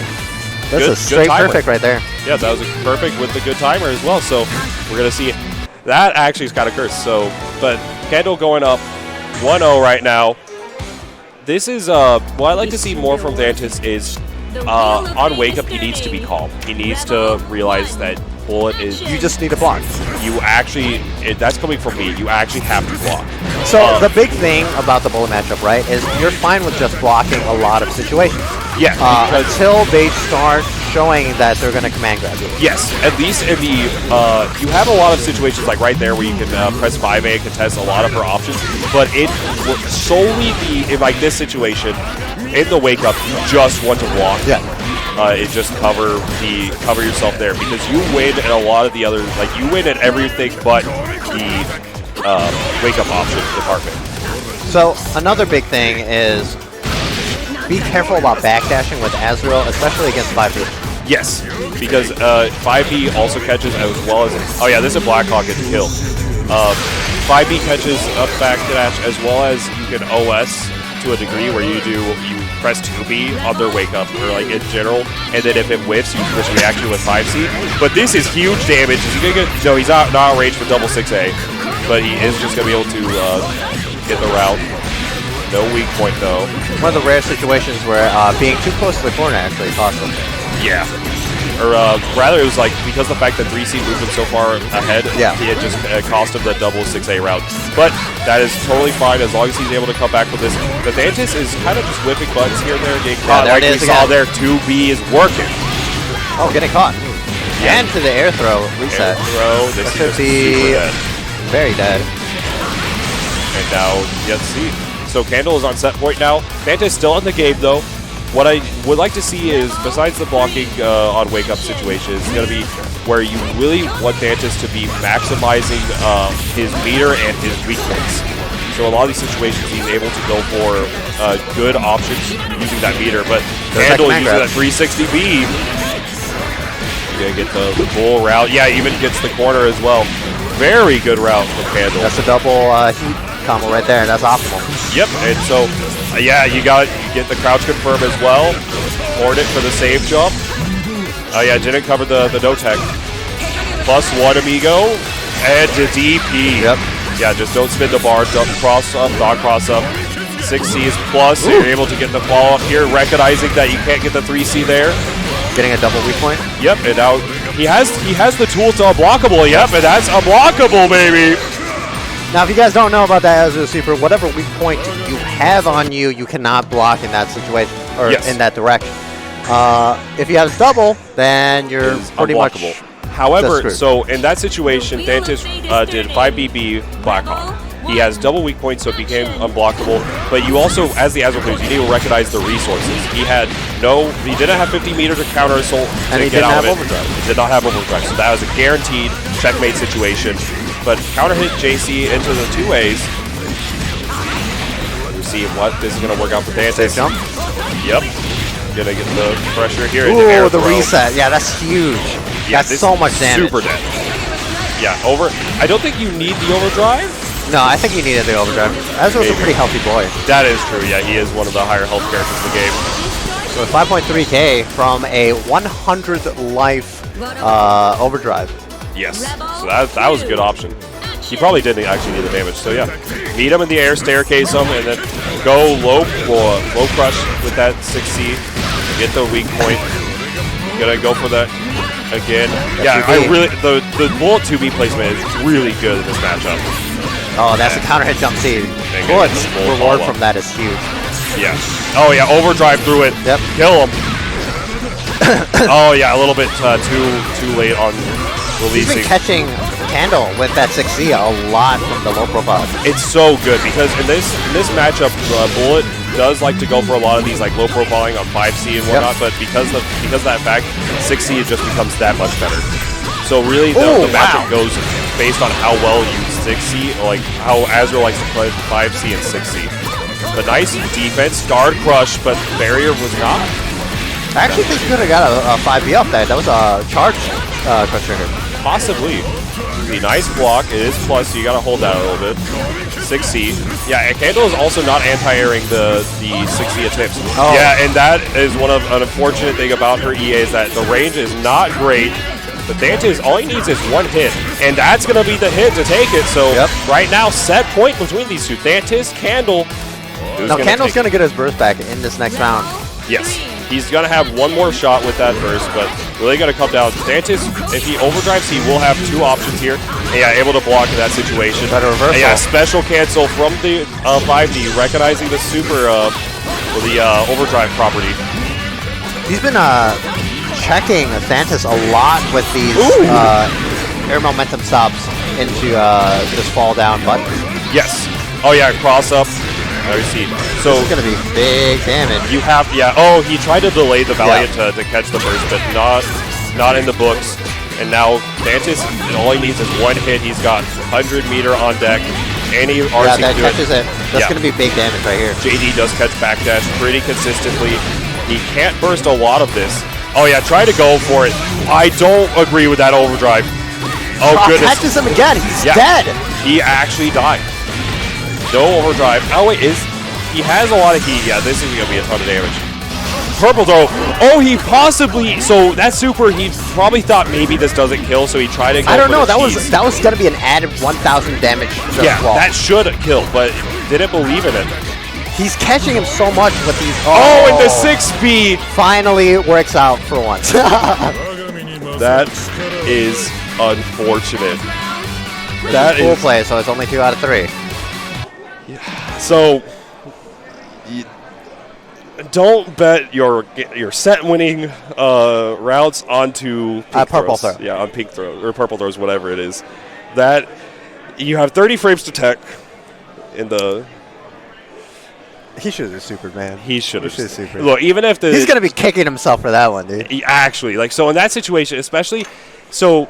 You do the elbow drop into the super. It guarantees 1,000 extra damage. Yeah. If you think that you need that extra 500 for purple throw, just use the Oki from the super and just go from there. Yeah, because purple throws are not guaranteed unless your opponent just doesn't have his hands on the stick or something. Yeah, unless you recognize that your opponent is like throwing their hands up or like scratching their nose or something. That's me, man. Yeah, that's me.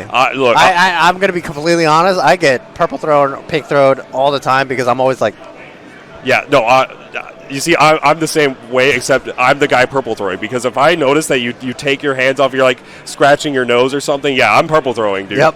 Hands on the wheels. But, so so assuming that's winner's side, then Dantis is in top 8 winner's side. We'll be seeing later today. In the meantime, we're going to have Beta Dude versus LTL. So Ragna versus Bullet. So we saw LTL play earlier, and we saw him kind of disrespecting his opponent. Mad flexing. A little bit. Just a little bit.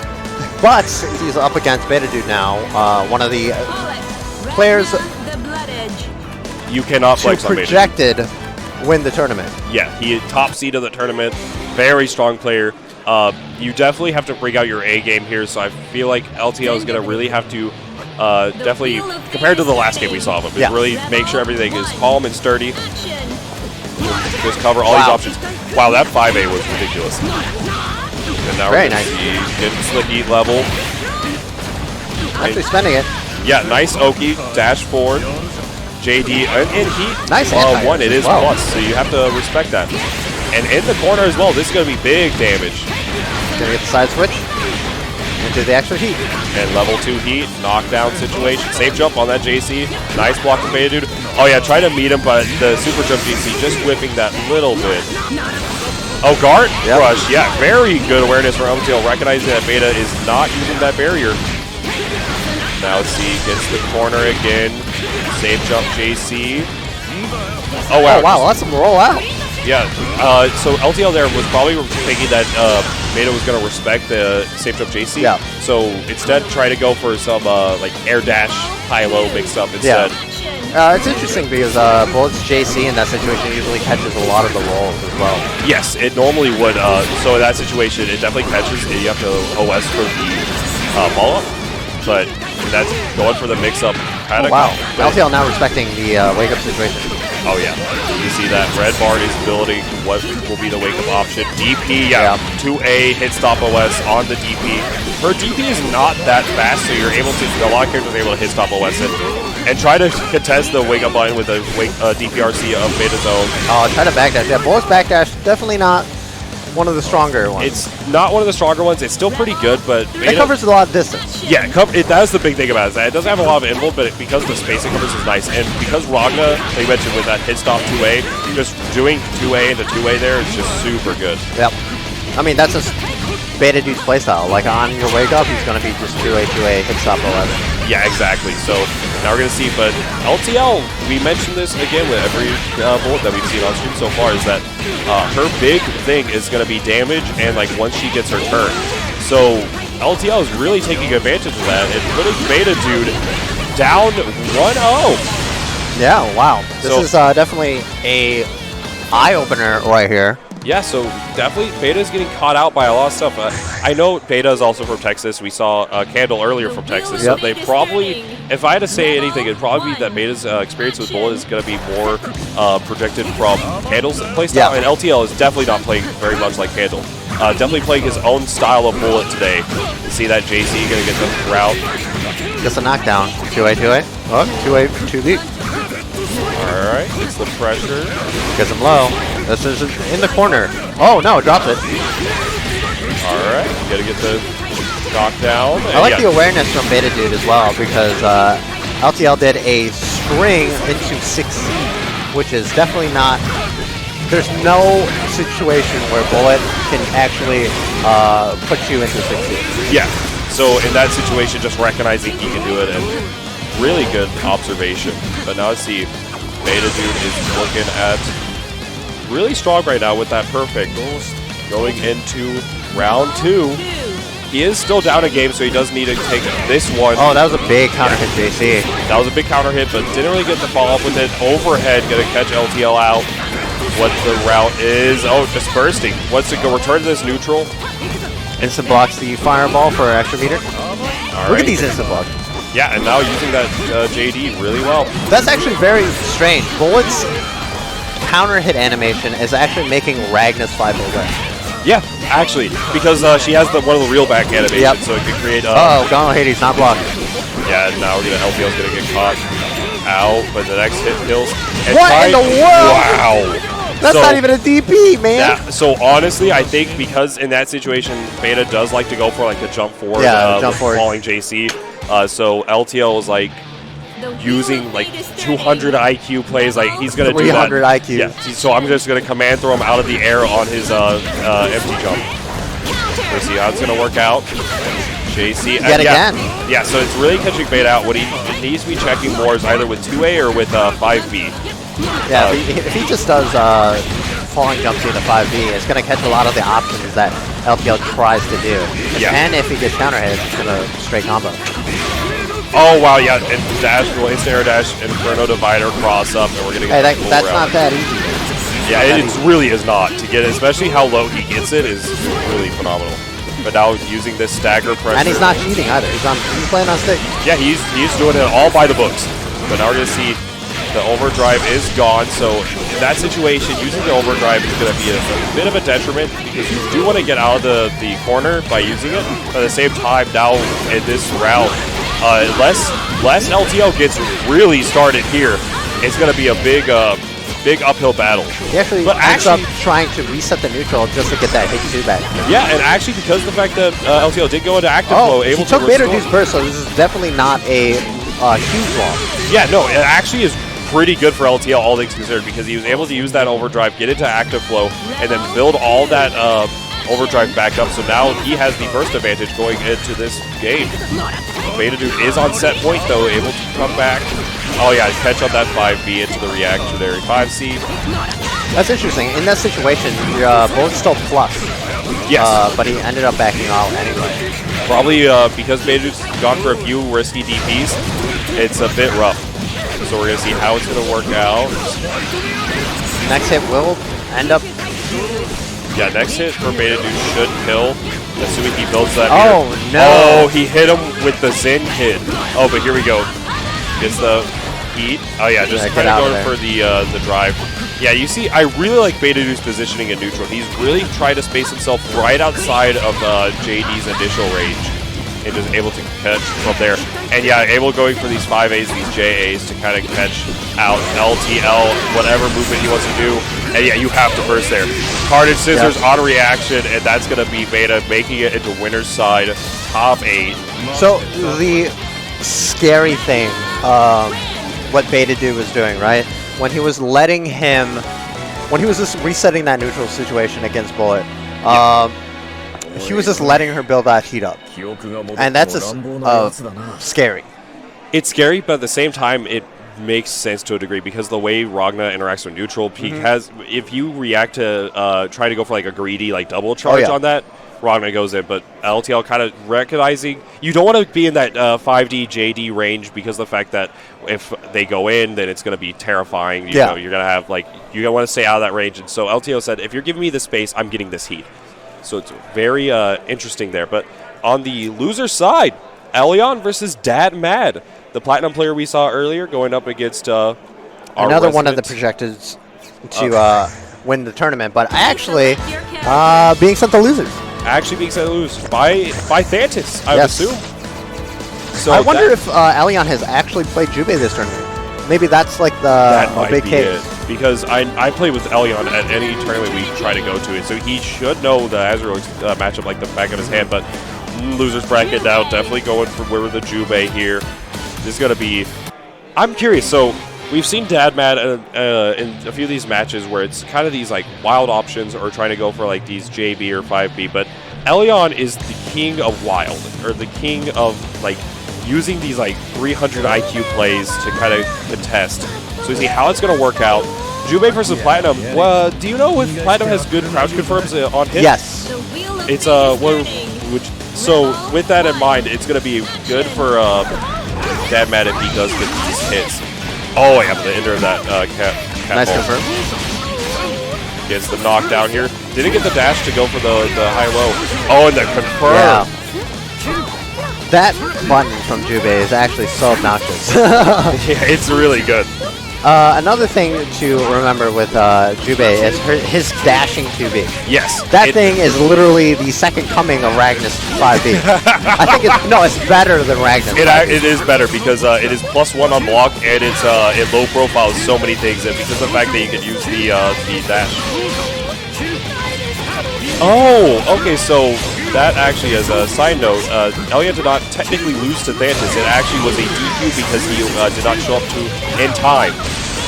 But you got to show up to your pools, but he's showing up right now in this match. That's like the worst way to lose, honestly. Like, hey guys, I'm here. Honestly, that's Elion. That is, I have a story after this match, but so now getting this pressure going from Dad Mad. How Elion is going to take it here. Yeah, getting that dash 2B. Yeah, like we were mentioning, low profiles, it's +1 on block, and because it uses the momentum from his backdash to forward dash, it's so strong. Try it out with a fireball. Another one of Jubei's really obnoxious moves is actually that 5B. Yes, it moves forward. It has the 2 hits to it. It's very strong. And that whip punish on that throw into the 2A. Oh, yeah, just counter sold out. Don't want to hold this pressure. Oh, nice. Yeah. Empty jump really low. Good. That was or really empty float low. I'm sorry. Yeah, just doing the, I don't remember the name of that move right now, but Swallow Moon. Swallow Moon. So, yeah, doing the TK Swallow Moon into that high-low mix. Very strong. That's also another very obnoxious option from Jubei, the dash. Through. Yes, it's very good. There was actually a point where I found out that Jubei can forward dash out of a lot of Izanami setups. Yes. Yeah, he goes for the Astral. He dropped it earlier because you can see him go for the Fireball there, but this time getting the Astral on deck. How dare you switch that camera? It was one of my favorite Astral options. You had to see Elion's stone cold reaction to the Astral saying, yeah. It's just a Tuesday in the office. Wearing his Jubei cosplay. His Kill Bill Jubei. Let's see. In this matchup, we've seen... Elion's just complete control of this matchup, honestly. Yeah. There's not much to say about it. Yeah, like, honestly, the way Elion takes neutral and takes this pressure is just... playing very fast, and I don't think that DadMad is really... understanding what's happening a lot of the situations. He can't really get that neutral. Like we saw before, DadMad lost to Burning Nacho. Yes. Because of the neutral. Because of the neutral situation. So Elion is taking that to a whole nother level, catching him out in a lot of these situations. Gets that low. How is it going to work out? And another area Elion's going for a lot is these empty parries. Yeah, to catch. I think it might be a misinput just because of how fast he's playing. That could be it as well, because a lot of the inputs for these are on 6A and 6B. Yeah. So if you're trying to do like dash into 2B, it's very possible if you input as like a 3B just to get the parry or just miss the micro dash. Oh yeah. Swallow Moon, empty low. Yet again, now we see the full route here, 3K, and there's more to come. Yeah, like we said before, DadMad does know his optimal combos. Yeah, his optimal combos and his item awareness is really good. But in this type of situation, what will his wake up option be to deal with Elion? Gets the knockdown, fireball, has to hold this. This is a plus. Yeah, okay. He did not match there, he knows. Oh, and to the skies, my friend. How do you catch one that does not want to be? Yeah, definitely. Actually, I don't know what you're supposed to do with Platinum when... if it's anything, as Azrael, what you want to do is kind of position where you think he's going to fall and try to anti-air him. So I imagine the similar thing for Platinum. Maybe put out some bubbles. I mean, he's just going to try to con this out right now. I mean, yeah, he's actually just... Oh, that's something you can do as well. Wait until he's grounded and press 5B. All right, Halo might contest some of the air movement, but she actually can't jump high enough. You've been timed out. Yeah, that's a checkmate situation. I think Platinum might be able to just bubble. Yeah, like somewhere, doing high bubble. Yeah, like a high bubble, and then hope he falls into it. Yeah, I mean, I like DadMad's option there. Whatever he used 5B and just wait on the ground just for whatever he's gonna land. So I think that probably is gonna be a good option to use if Elion goes for it again. But I feel like DadMad wants him to even get that chance.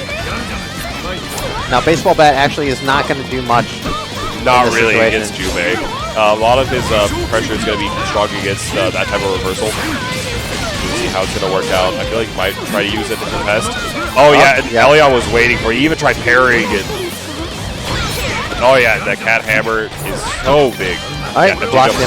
No, missing. Yeah, that had to be a messed up barrier. Counter hit. Oh, no. Oh, yeah, the slashes on the air slashes, rather, go to a combo. 2B into the activation. This should kill. Yeah.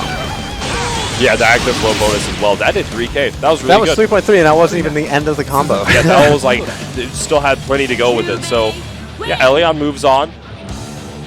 I don't know if that was to make it out of the pool or not. No, that was the loser side of the pool. Okay, so Elion's in loser side top 8. Yes, congratulations. But very good showing from DadMad as well. Yeah. Unfortunately, a lot of the neutral situations that were showing up just kind of put him at a loss. And another thing we're going to be showing up here is with these slides that we'll be playing right now. Let's see. Perfect. So let's see. The slide's going up. BB Tag 2.0 dropped. It came out mid-November. It's been a blast so far. 9 new characters. Yes. Definitely check it out on Steam, PlayStation, and Nintendo Switch. And of course, support Axel. You know, Frosty? Question mark. You know, go ahead and check them out at axelmerch.com. Yeah, and we also got Game Changers Arcade coming at you, supporting Frosty Faustings time and time again. Make sure to check them out as well. And of course, check out Ignite Skokie. Now it's on every Friday instead of Thursday. It's going to be starting on February 7th, 6 days after my birthday. But these guys are going to be produced by Low Kick. They've been supporting all of our tournaments from now on. And the game, the Ready Games coming at you. There are cash prize involved. With you can download it from ReadyGames.com or off the App Store or Google Play. Use Hero Code Frosties to get an exclusive game with a prize pool of 300 buckaroos. And of course, Grand Blue Fantasy Versus. If you guys are in your hotel room checking out the stream in the hotel of Frosty Faustings, go check out the demo right now on the floor. This game's coming out Q1 2020. It's coming out very soon, and I'm very, very excited Grand to Blue waiting play. room, baby. But we also have Naptown Clutch coming at you April 24th, 25th, 2-day event, Friday and Saturday in Indianapolis. We got $30 registration fee with the early bird special. You got BB Tag, Tekken, Under Night, just all the good ones. Oh yeah. So definitely check it out. And of course, Smash Second City is coming back over at the Ignite Gaming Lounge over in Skokie. Check them out. There's 3 qualifying events on 2020. May 9th, August 29th, and October 31st. Lots of pot bonuses, $300 to the top 4 of each ladder placement, and of course, earn the placement to Series 2 Invitational in December. All right. Well, it was a pleasure commentating with you, Bojack. It was great except for that Azrael match. Okay, look, we don't have to talk about that. We don't have to talk about it. I'm going to wipe that thing clean from my memory. But once again, I am Nobody XE at Frosty Faustings. Join with me with Bojack at Frosty Faustings. So definitely stay tuned. We will have a B block of BBCF pools going on this stream. So don't go anywhere. More BBCF action to come. But also, please support Black Rose. Yes, drop that Twitch Prime. And all right, guys, signing off. I'm Nobody XE once again. Bojack. See y'all next time.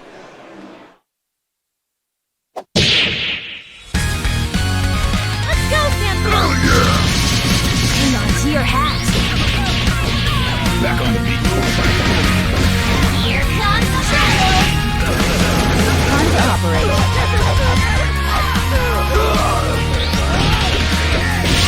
Target confirmed. Let's dance, darling.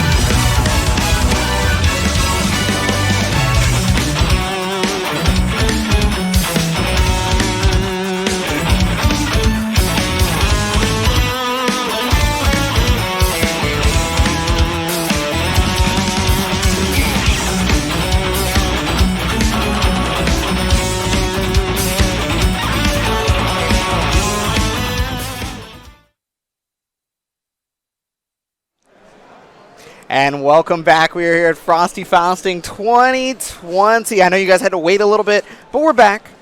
I'm the Ebonic Plague. I'm Raph. Hope you all are doing out there well at home, watching some Frosty Faustings, or at work. I mean, it is Friday after all. A little early in the day, Central Time, so West Coast, East Coast, I know, wherever you're all at.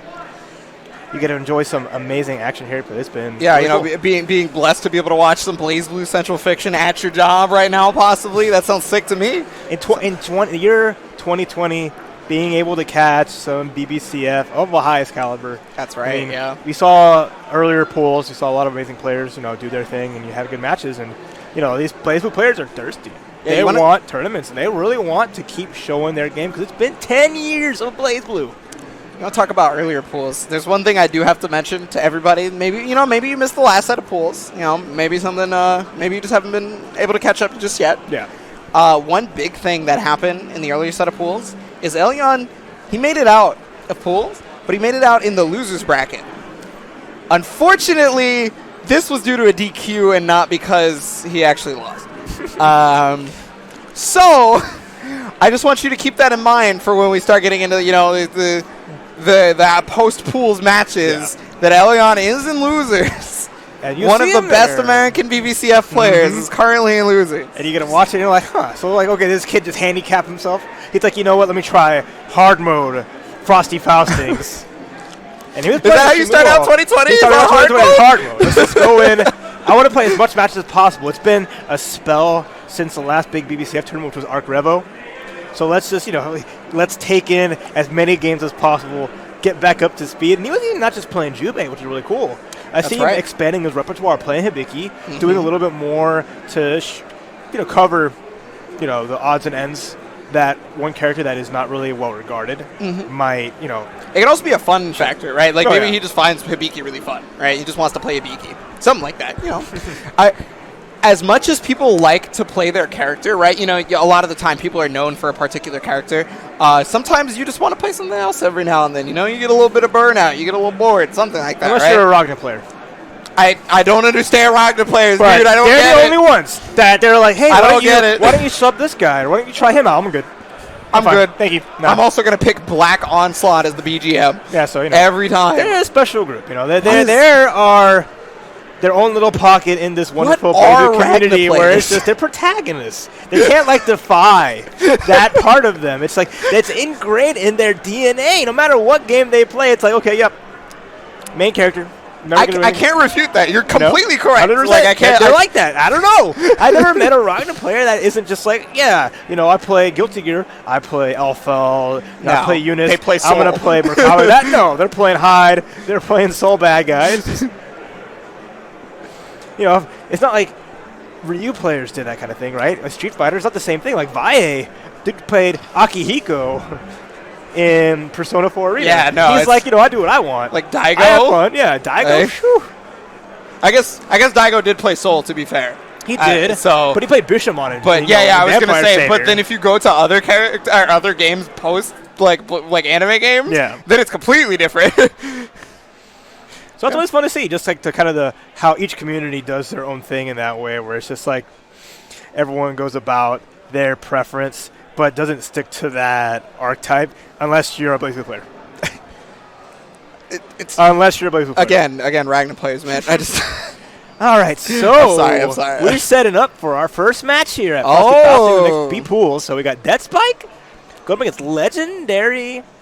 What was that? 2% milk. Ah, okay. Milk. So I was gonna say change their name, huh? It's 2% milk now. 2%. No longer Milk Contra. No longer as wholesome as it used to be. Okay. Yeah. Well, so one thing I want to talk about is Dead Spike is actually from California, and 2% milk is from your neck of the woods in Texas. In Dallas. Well, is that your exact neck of the woods? I mean, it's the Texas is a giant radius. Well, yeah, so that's a bit of a drive. Why I'm asking. That's a bit of a drive. That's but why he comes from the Blaze Blues home in Texas, Dallas. Yeah. Where that scene, is in the Beta Dude area. There's a lot of amazing players, people, So when Blaze Blue thrives, it thrives out of Dallas. And Milk traveled a lot the last year.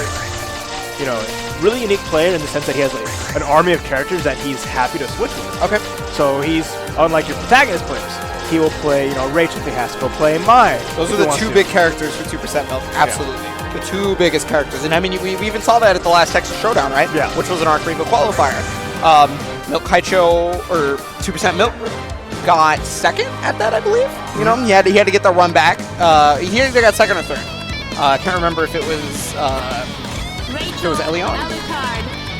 I can't off the top of my head now. But the point being is 2% Milk plays very, very well. Continuously places very, very well here at CF tournaments with both Rachel and mine, right? Just switching to the 2 on the fly. Whereas Dead Spike, we want to talk about Ragna players, right? Dead Spike, he pretty much only plays Ragna. He's played Ragna for as long as I've known him. He's always been one of the funnier Ragnas in my personal opinion. We may or may not see the wonky style of Ragna, but the thing is for 2% Milk, he has a cavalcade of Ragnas within his area, right? So 2% Milk has a lot of Ragna experience. A lot. I want to know, what is he going to pull off to really differentiate himself? How do you go about, okay, this is what you know and expect from Rog. You think of this match down, what is Dead Spike? What does he bring to the table? Well, like I said, he's kind of a wacky Ragna once he gets started, right? Like, obviously, you're going to see right here, he doesn't want to get touched by Rachel, because a lot of the time when he gets touched by Rachel, he's almost dead, right? Yeah. so first he's got to play neutral, but the second he gets in there, you might start seeing some of the crazy stuff. Yeah. And like I said, most people doing a good job of sitting on there, sitting on George, there it being is. patient with it, keeping his distance. Now decided to go in, found his opportunity. Got a lot of Sophie meter. Right now, gets the George 15 count. Maybe high-low mix-up. He blocks the low right now, but the pressure's not ended. The Lobelia actually stopping. Excellent anti-air. Drops the combo. That's right. He forces all the meter out, no tech on there. So this is 2% low. Off to a great start. A lot of the time when you get hit, you don't think to tech the throw afterwards. You're like, oh, I got hit. They're going to combo me. Probably what happened there. TK Lightning Call is going to be very, very close. Get the result out. Finally getting a chance. Trying to just move in and do something here. But the big jumper with that jump seat. Let's go. Okay. He's going to get the knockdown here. Get a little bit of life back. That's important here. Just like start bringing in his health. Making it better. He gets a grab. All right. What do you got? Yeah, he's pretty much going for health regen. But yeah, like I said, that's what I'm talking health about. regen. That's what that overdrive is for. Turn it back a little bit in his favor. Just go for it. Yes. Devoured by darkness. Getting all that life back, but he's so lightning too with all that. Just very little. Barely. And that's what counts. Using that overdrive extremely well here. Bottom by gotta deal with the mix-up. The counter that actually gets jumped over, and the JC hitting on the opposite side. That was great for Legendary 2%. It couldn't have worked it better, because it's like, I'm just going to cross you over. I'm going to put you in that guard stun and go over, and then Dead Spike was just like, no, have a free combo, because I'm going to, not a bad idea to guard cancel. Yeah, exactly, right? If the guard cancel was successful, he's going to be very, very favored in that situation, right? But it ended up just as you said. First round going to 2% Milk. He's already got him in the corner. George the 13th helping out beautifully right now. I like that. He tried to take 5A. Maybe like baiting out the burst there, but it still came out. And back again. His health back is really gone to use that burst. It was gone earlier too, but he was able to make it back. Obviously, he doesn't have overdrive like he did last time. The counter's getting blocked though. That should do it. No, big drop. Okay, it didn't matter. He's still alive. Okay, there it is. First match to the pools. I can expect some drops for sure. Right, but it's not just one player either. So both of them kind of like little things here and there. We saw a counter hit, 6A, getting no combo there from 2%. Dead Spike not really capitalizing as much because you really need to get everything going, especially when you're playing a matchup like this where Rachel's just going to dominate the screen presence and how the neutral flows the entire time, where it's like you have that small chance you get as Rogna when you get in and you get that hit. You have to make it worth everything. Yeah, unfortunately for Ragna, he can't take as many defensive chances as some other characters because he is tied for lowest health in the game, right? Technically, he has way more effective health than that would be real, but, but if you're on defense the entire time, it's different, right? Exactly. But like now, look, he's back to full health after taking the first hit of the game. Gets the throw again. Classic. 5A into grab, trying to check maybe a PRM. That's actually been most of his damage this full set so far. It's been grabs. That and jump C. I don't know if Milk Kaicho has teched one yet. Yeah. Like super jump C has gotten him a lot in. That's something that 2% has to be a little bit more cognizant of, that Dead Spike's going for these full jumps and catching, but okay, here's that full screen game again.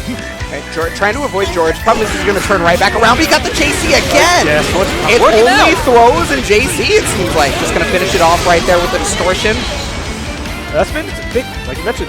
It's just those full jumps, and like even though 2% Milk looks like he's been ready for some of them. He hasn't really opted to really take advantage of the anti-air. There it is again! Catching the back And a dash! beautiful recognition of how to confirm off it going into Gauntlet Hades right there. Going to get the full quarter knockdown. What's the situation though? He tried to go for a TRM setup right there, but because he barriered it, pushed him out, the throw was not going to be close enough. Not going corner to corner here, that's fine. He's got everything kind of set up. The bat pulls are in play. Really happy to play this neutral here, but again, this has worked out well for Deadspike. 50 time, yeah. Oh no! Big drop though, that's great for Deadspike. He's gonna try and JC in. There's the counter assault from 2% Milk. He's trying to get back onto offensive pressure. He got it! What can he do with it though? He got a hit. Can he make it to the corner here? He doesn't have a lot of bar resources, but at least he has ongoing pressure overhead. Nice. Dangerous. Yeah, that's a silver head too. Dangerous, arrow yeah. blockable. He's got to start varying. He doesn't have a lot. There's the counter assault though. He's in active flow, so what a hit. That's super important. What a boot. Oh, I like that feint. I love Finally that. didn't go for the throw. Went for the 60. Yeah, he probably thought he was like conditioned to check for throws at that point, so he immediately went for the second 60. It didn't work out for him. He got tagged by the little Belia. Now 2% Milk is on set point. That was so smart though. I would appreciate what Deadspike did there, what he's trying to work for. Attempts at conditioning, right? Yeah. To be honest with you, this is probably the most like conservative I've seen Deadspike play, and I wonder if that's like making 2% Milk a little confused, because maybe 2% Milk thinks the same thing that I do, right? He's gonna be whacked. Oh, fuzzy block. What's up? Oh, finally getting the wake up uppercut. We have the first one we see catch the back dash. And an excellent confirm again, recognizing it immediately. The longer Deadspike can extend this, the bigger chance. Oh, There's the TRM. TRM. We saw it earlier, Gauntlet Hades extension. He's got to be able to get this corner. He's going to get exactly that. A little bit of health back, and now he's in the life lead. And now it's basically anyone's game here. If he gets the hit, he can get the overdrive. So Deadspike looks really good here. If he makes it count, you can watch out for the burst there, though. Oh, there's the cat chair. Yeah, that covers multiple options, right? If he tries to go for the throw, it's probably already active. And if he tries to go for the throw bait, it's going to stop him because of the armor. Not a lot of health left. He gets overhead. Oh my god, what's the after here? Got the low. It's got us up. Oh my Those god. are options. I like that there from 2% Milk. Not bursting immediately on getting hit. A lot of plus range right now. Overdrive. Now he's Caught it back dashing. He's not dead though. Oh my goodness. There's the 2A. Whatever button he That pressed, it was good. his death sentence. Stressful because it sucks because 2% Milk was making every wrong decision on defense. So it builds up, right? When he made the mistakes of getting caught backdashing, not just by the card, so it's like, do I press? Because Deadspike's doing a good job of just mixing up that close pressure and keeping it simple, but it's just been effective, and the little YOLO paid off. It's paid off big. I guess that's the little bit of wackiness that I was looking for, right? It's just enough. You know, you gotta sprinkle it in there every now and then. Yeah, again, this is one of the strongest traits of Rachel, is being able to put up a wall like this, forcing you to just be a little bit perturbed about it, and then getting caught in her web. Yep. But I like to see Milk just keeping the pressure tight and sticking on it, and just forcing the errors, forcing like the reversals to come out from Deadspike. I don't want to you have the chance. What a confirm! That was really good. But he has a chance here making moves, putting everything out, but he's not like going in as hard as I think he can.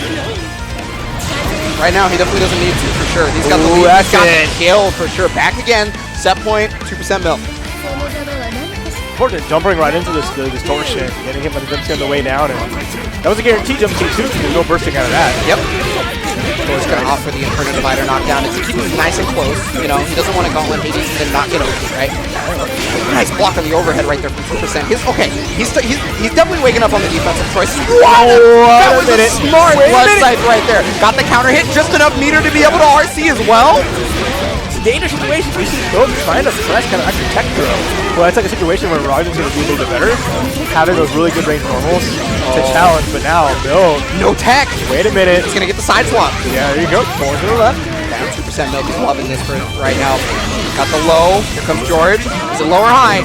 Oh, nice fake, but he was able to react to it. Nice. And then blocks it down to 6A. Let's go. Okay, you're not going to see a burst coming out of here. He has enough meter to seal the deal. No! Drops the small drop 3C. and counts out immediately. Okay, watch out here. One hit's gonna do it. There's Giorgio in the clutch. Always coming through. Didn't actually have the wind meter to be able to set that combo up properly. The blood sight's gonna get hit by the super. Should be able to combo off this. No, opts to run away. Okay, I like that option. Just hitting from the back end. The bat coming through the clutch. Oh my Zapped goodness, him. this might be able to kill. He was looking for the first right there. No punish on it though. And there's the low. Hey, nice. That's gonna do it. Whoa, one hell of a first match. The end of it, the fiesta, the party happening. Oh, just really? right there. And that's something like the little extra damage Milk tacked on, just dashing all the way to the other corner, summoning wind to bring in the bats from the back, and just like, oh crap. Yeah, I was pretty surprised that he opted to not go for any sort of combo afterwards, but it ended up working out better for him because you're right. Like, he tacked on extra damage by resetting him, right? So it helped. That was cute. That was... Whew. And then a really unfortunate drop on the Nightmare Edge RC3C from Dead Spike. He had that just one little hit. That's the hard part. When you know you had the resources, you have that kill. But, you know, Milk moving on, doing what he does best, continuing on. And if the rest of these matches are as fun as that one, we're in for a treat. Well, yeah, you know, it's funny. We're just getting started. Yeah. That was the first match. That was the first match of this amazing pool here. So next up, Wukash, the Amane du jour here from the United States. Good to see people playing this character and just getting to watch all the fun stuff. And then Oki will be his opponent. Yeah, so you're talking about, you know, Wukash being the Amane du jour.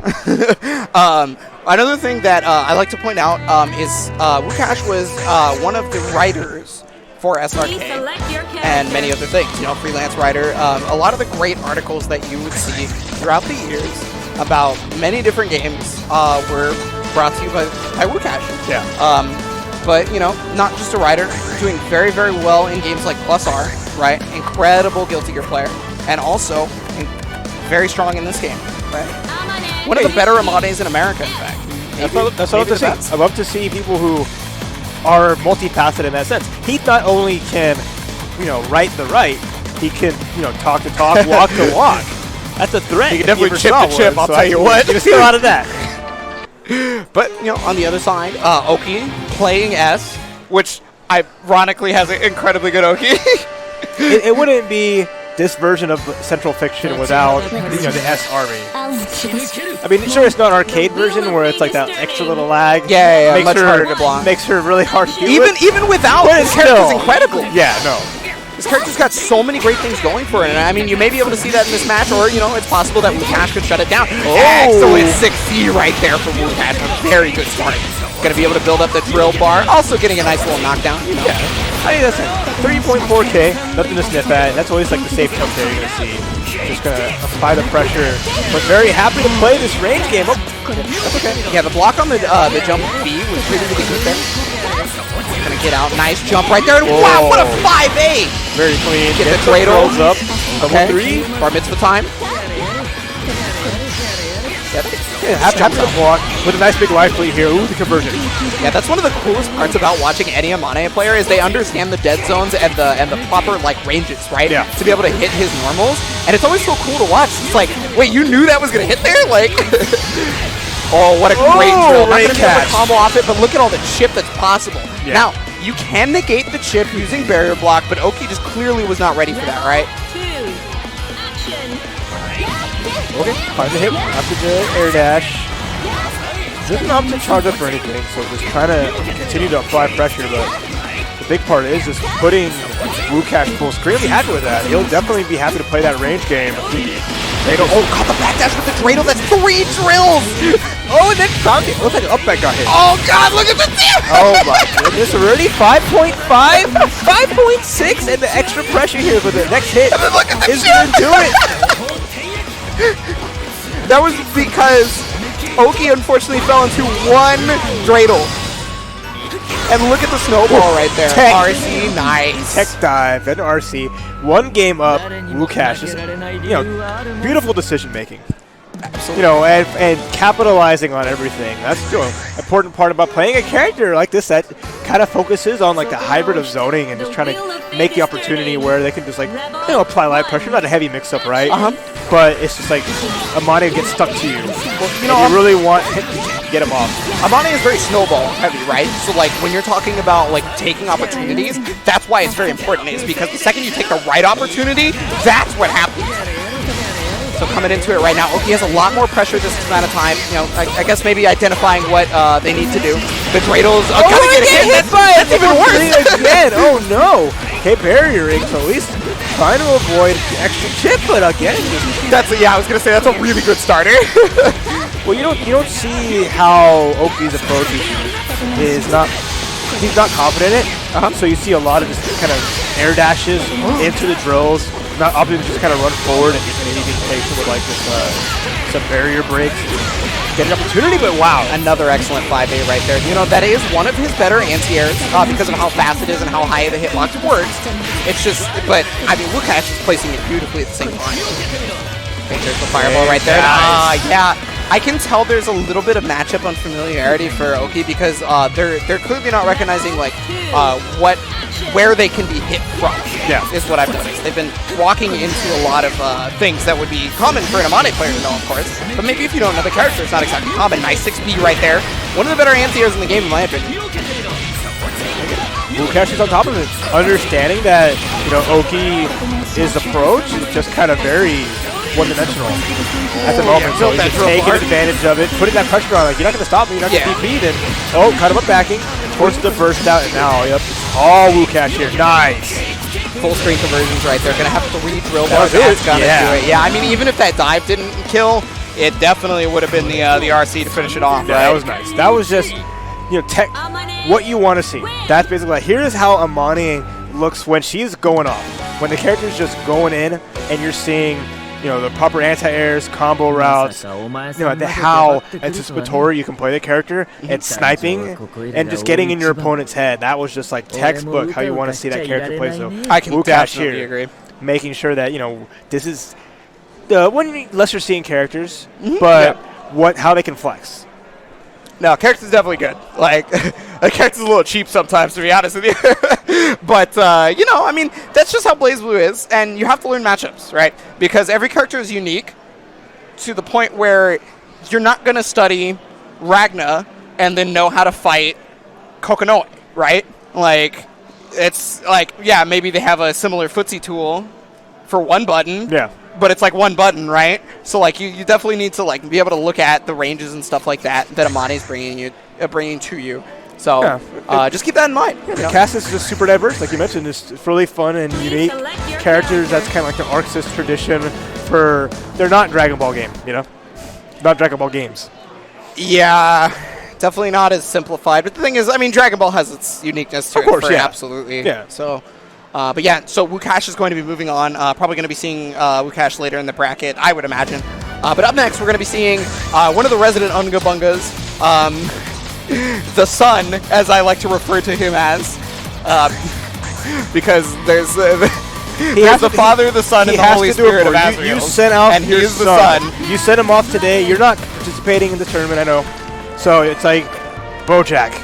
Put your hand on your shoulder. It's time. I mean, I haven't been one of the Azraels in a long time.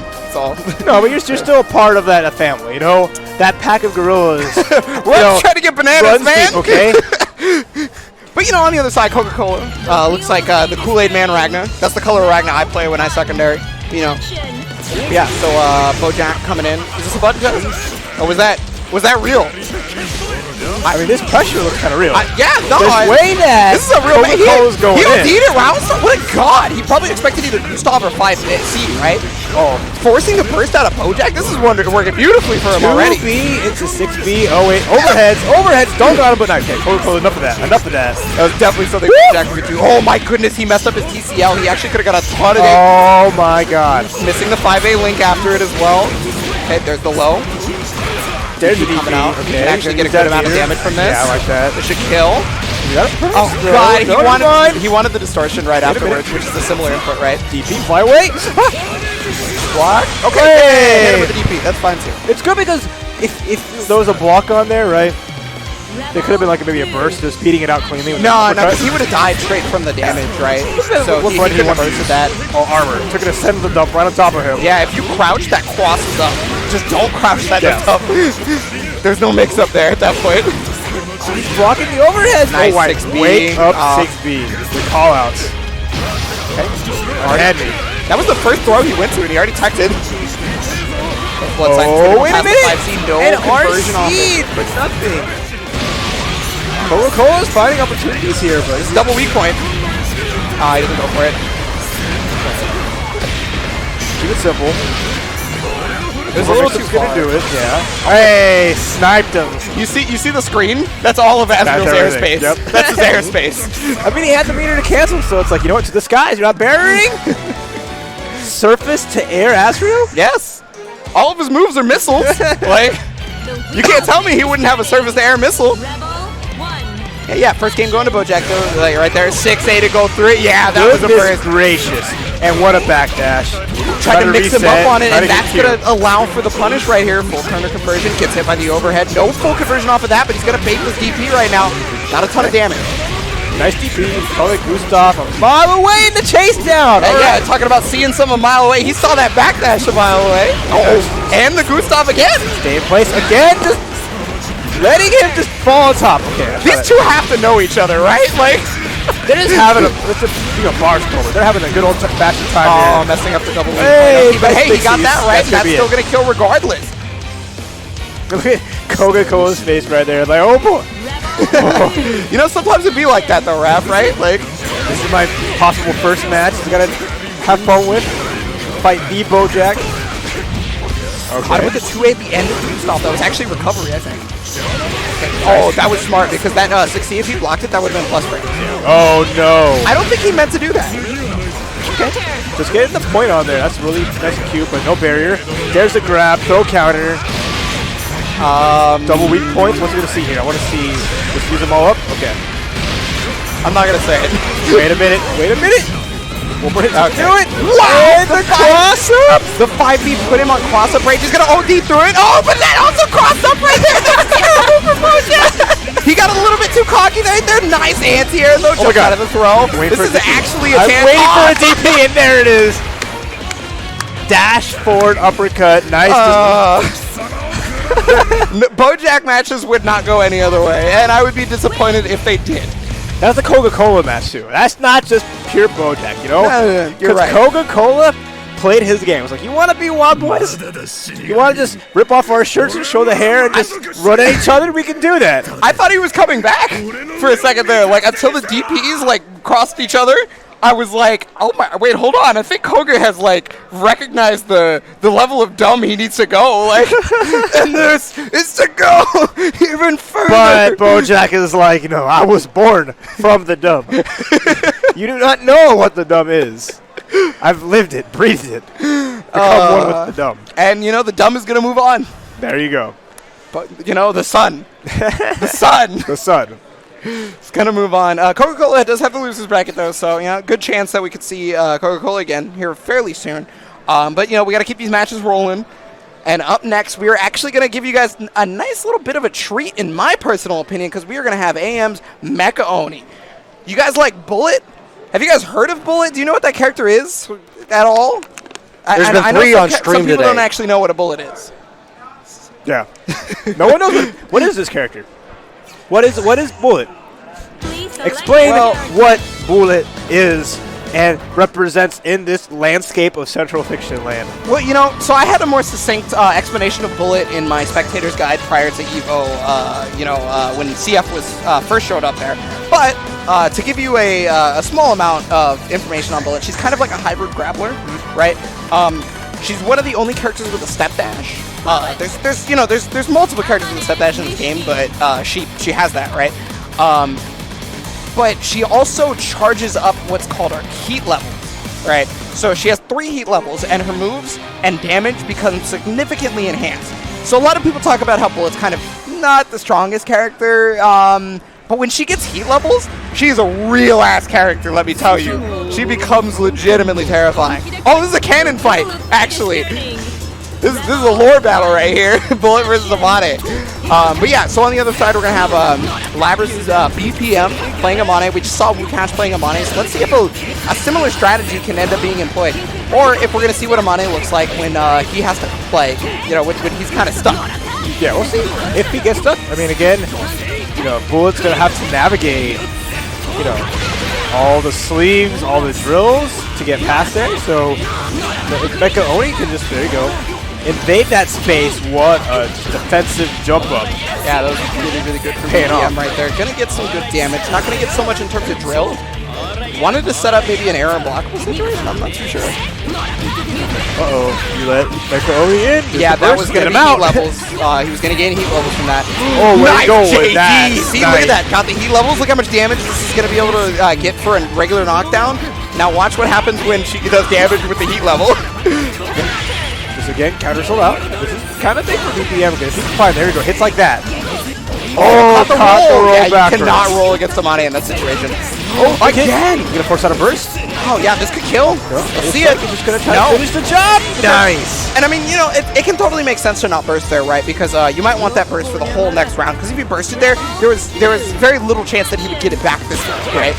But we kind of still saw that out of BPM, but we did like the late burst just to take that turn back. And you know, once your opponent kind of does things like that, he might think in your head, okay, I can make that happen as well. But okay, I like Oni just use it immediately. Hopefully, be able to use it again later on. But this is looking BPM with a big drill. Did they recently make Drano unblockable? This Because coming I have down? not seen it blocked yet. Hey, here's the knockdown here though for Macaroni. That's important too. Yeah, no tech. I'll take my heat levels. Sure, you can give me more of them for free. I'll take it. As long as you keep Amani this pressure here, that drill level is going down. Excuse me, not 5. Okay, bursts again. BPM's like, okay, I'll have an opportunity again in like game 3. Round 3 if it comes to it. I love how well Mecha Oni played around those buttons, right? So just like really well navigation. That's gonna do it, yeah. Nice and clean. One round apiece, Mecha Oni just the call-outs. Yeah, see- definitely call outs. Yeah, BPM going for a lot of different options on defense, but none of them are really just like a hardcore block. So this is a good thing right here for Mecha Oni. As long as you keep that pressure going, especially when there's no burst available for BPM. I do like opting for the heat, even though Amane got away. Got the anti-air grab, yeah. So when Amane does attack, it actually extends his hurt box. So he grabbed the extended hurt box right there. It's gonna be big damage. Oh, nice. Let's get that distortion. Watch Watch this down. open pressure. There's a burst. Overdrive coming up. There's overdrive immediately. Down after the overdrive cancel, that's gonna kill. That's it. Easy Nice. money. Perfect 2 to steal that first game. Mecha Oni just clean. I love it. Just jump D. That's got an answer. Jump D is just like stop flying around. Stop trying to jump out and avoid me. To be honest with you, jump D can be hard to answer, period. Yeah. Not just heat level jump D. Jump D is just strong.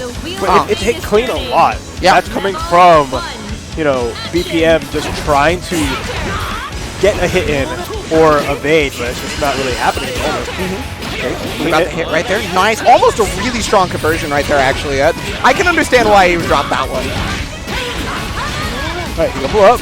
Oh, got him out of the... I think that was probably 60, because it looked like Amane was... Or, excuse me, Bullet was jumping. Yeah. But might not have been 60. A little early. Good slap.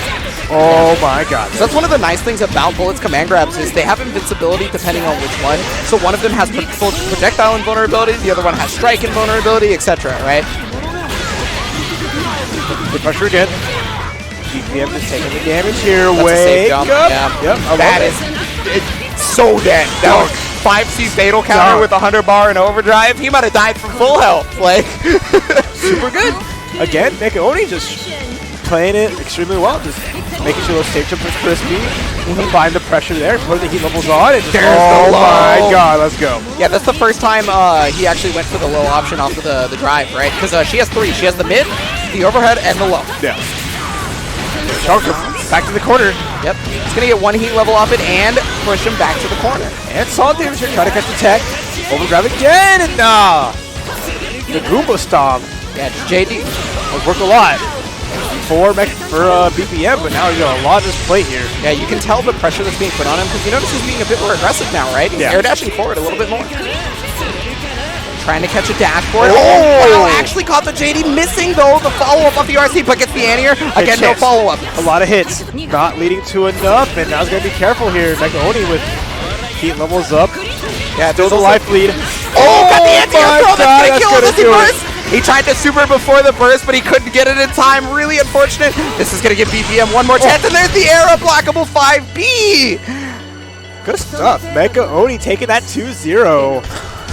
You know, BPM just trying to bring it back, going up the hard road. Unfortunately, couldn't, you know, get something on the board there, but that was still a really fun one to see. Yeah, definitely having a hard time dealing with Mecha Oni's game plan, right? Mecha Oni started, like, after the first round, it was clear that he was like, wait a minute.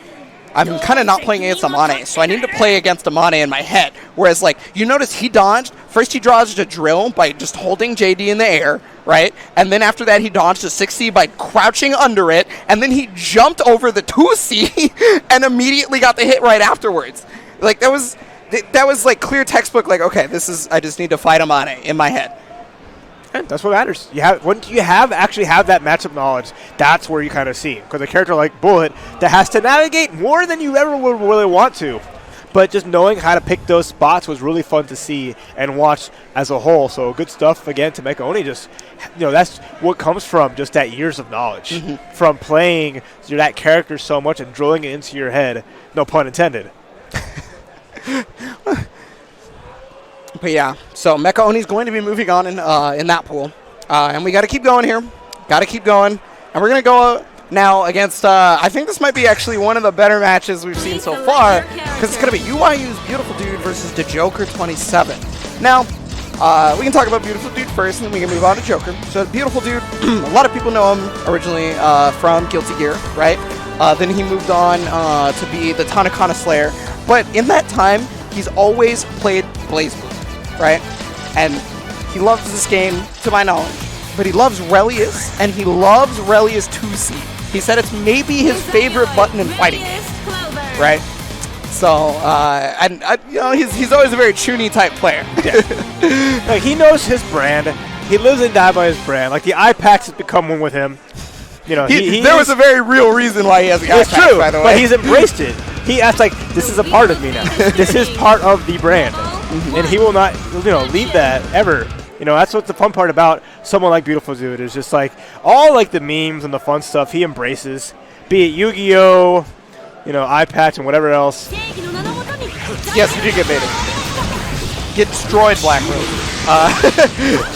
Yeah, no, they had to delete the pads and do a button check and everything like that because, you know, I'm going to interrupt our analysis of the players real fast to say pad players cannot delete their own pads using that menu. It is not possible for them. You can turn off the pad, but they cannot delete it, right? So, when you sit down to add a setup, make sure that you do it yourself. Obviously, a pad player should probably be like, hey, can you delete my pad after they get up or whatever, but just remember to do it, right? Okay, so, moving on to Joker. I think the Joker's been playing Coconut since she came out, actually. He saw the highs and lows there. He's been around the block back when it was to now where it's like where it's tolerable. Back when only Azrael could fight this character. But yeah, so Kokonoi is still incredibly strong, right? Some of the best set play and mix-up kind of potential, but her neutral game is also really, really good, right? But the problem is you have to get past, you have to be defensive versus Relius a lot. He's able to get out this one time, missing the 3C on that one, not going to be able to get the knockdown here either. Like, evasive, everything. You want to just move around Relius and Ignis to the best of your ability. At least, like, you know, tag her when you can. But, like, you can't really play, like, the full screen. Full screen's going to work out in, like, Relius' standard. So she has to play, like, a nice, like, mid-range, and what a conversion. I love that. The doll actually hit the 3C counter hit from full range? I've never seen that. Classic. Iron at a bar on my doll. Let's go for a grab. Take the throw. Beautiful Dude up, running around. And again, that's kind of classic his style. He always plays the public characters. Yeah. So be it like Eddie, will do like Dead Man's Hand, or just a man grab when everything is going down, or it's like, okay, Ignis is almost dead. Let's do a quick grab. Relius definitely has the Dead Man's Hand for sure. Nice Apari right there to try and get out. Oh, that was nice. The blocks on the Joker's part, overdrive. Trying to get out, but the problem is Relius pressure can be emphatic sometimes, right? Gonna get that doll meter back. Notice that he had no doll meter before it's overdrive. Now it's completely full. Yep. And again, this is great decision making. But that pressure, see what he does with it. I sense RC's trying to get some. But Big miss right there from Beautiful Dude. That's going to allow the Joker to come back. He's going to go for the side switch setup. Oh, missing the 3C again. That was the same drop as earlier. Oh, man. Yeah, he had no RC. That's excellent awareness right there. Gets hit by the low, but at least he knows, right? Because right there, if the Joker let that 3C rock, he would have gotten hit by the Rhapsody of Memories, right? So he RC'd, he was able to block, he was okay for a second, but then you have to deal with a 40-second mix-up. Yeah, so she's still heading your way. There's no stopping that trade. He's basically just hitting Beautiful Dude, just like, okay, now Relius can move forward even earlier. Because he just basically tagged him, and it's like, oh, all your meters are gone too, so have fun with that. Yeah, I believe you can't even kill her while she's doing that. She only dies after the super is finished. So, man, that overhead is paying dividends. Already got the doll back after she died. Back from the dead, super fast, and now here's that pressure. Okay, this time blocks one. Living in this right corner here. Block on the empty jump low right there. The punch trigger comes out. It's gonna be scale damage, but he's doing this to get the doll bar back, right? I think it's another mix of just like, hey, the doll's almost going down. What's the last thing you expect? It was a grab last time. This time you're not using your barrier. I'm gonna make you pay for it. And now match point going to UIU's Beautiful Dude. Nice challenge, jump A, catches the back dash, and back again. Fast to this right corner here, and that insane pressure gets the grab. Yeah, he started to notice that the overhead was getting blocked by the Joker, and then he started to go for the lows, and then the command grabs. But this is a chance at offense that we're going to see from the Joker that we have yet to see. Doesn't drop that one. Yeah, got the lightning call set. Keep applying this pressure. I like that. Getting more clean hits here. And nice counter assault. Summoning this. Here's the pressure. Here's the overhead one more time. Get it up, get the life lead. Yeah, it's one of the weakness points of Kokonoe, right? She doesn't have very strong defensive options. She has a teleport, but that's about it. Yeah. Drops the combo right there. Drop, but the doll meter's still coming back, so that's important. Even after what happened. Good. Oh, he forgot there was 2 hits, I think. Chance here. Oh, wait. Super. It's going to get blocked. It's a 2A starter, unfortunately, for damage, but that's okay, right? Because he's going to be able to get full conversion. I spoke a little too soon. Okay, fine. Another 2A counter. It should kill. He's got a lot of meter, but a hero burst. Well, I mean, you know, he wins if he gets a hit, so... There's an RC, though. Nice block on the double GTC. RC. Very nice. Oh, the that win. was the greatest Levante! Are you serious? That was sick! If it was going to come out at all, it was right then and there. Beautiful Dude knew what he needed to see. He didn't use it the whole set! But he knew that's when it was time. He had that in his pocket. We saw one command grab. It came out when it counted. We saw one regular grab. It came out when it counted. We saw one spin. He spun on him right when it mattered most, and you just saw that you keep giving me life. You give me more chances to bring out any trick that I can pull on you, and there you see. Worked out for him beautifully. I mean, you know, for a second there, the Joker was definitely making that comeback. The pressure was there, but he wasn't ready for that Levante because, like you said, it was the one time. So he was not ready for the spin. It's just rough, too. Like, after that blocked super, just double 2A was just unfortunate, not kind of like the start you want to see because you're just starting out. Sure, it's counter hit, but there's all that proration there. Yeah, well, he wanted to make sure that he got the punish, right? Yeah. Because, to be fair, that super doesn't have a ton of recovery compared to some. But it's still just like... I think the 2A was okay. I think what happened was the 6C drop afterwards was kind of big. Because it gave Beautiful Dude the chance to do what he just did. Well, he had another 2A too, which led to like the burst. It's just, you know, when the resource is there, you know, you got to tighten it up. Like what happens in situations like that where stuff's handed to you, you got to make the most of it. And we're gonna make the most of our next match as the Northeast kind of Arxis, you know, heavy hitter, right? Big player in a lot of those games there. Flux. Yeah. You know, Absolutely. Pretty awesome. Always love BBCF. Love this game, like to death and back. You know, dabbled in BB Tag. Doesn't play, I don't think, as much anymore, but BBCF's always been like one of his babies. You're right. You might remember him from Marvel 3. Yeah. There's that game, right, that's going on the other side of this building, actually. Yeah. And, you know, speaking of other signs, we got to talk about XII, right? So, XII, she has been a pillar of the CF community. I have to shout this out. You see you're going to see the EA in front of her name. EA stands for XII. XII is an online tournament series that Chigzama has been running and is bringing back to be able to showcase the scene, showcase the game, and all of that. She has been a Snake Boy since this character came out. Character specialist, along with Flux. Flux has played New 13 pretty much forever, right? So we'll see like the dynamic, right, of a character like Kazama with that really amazing mobility, and New just trying to avoid getting pinned down, but also being able to snipe the character. Yeah, it's gonna be real. Oh, the 5D was maybe a little bit too close, and there was a crush trigger at the top of the screen. Big counter hit though, forcing the burst out of Flux. Still important though, keep Kazama full screen. To be fair, New's overdrive isn't like the most strong overdrive, Yeah. so an early burst is pretty okay for the character, Wait a right? minute. She gets in with the double chains. Trying to get the 2B pickup off the DP stance, but no dice right there. I like that. As soon as you block the air chain, Flux is just dashing forward, going to hit it.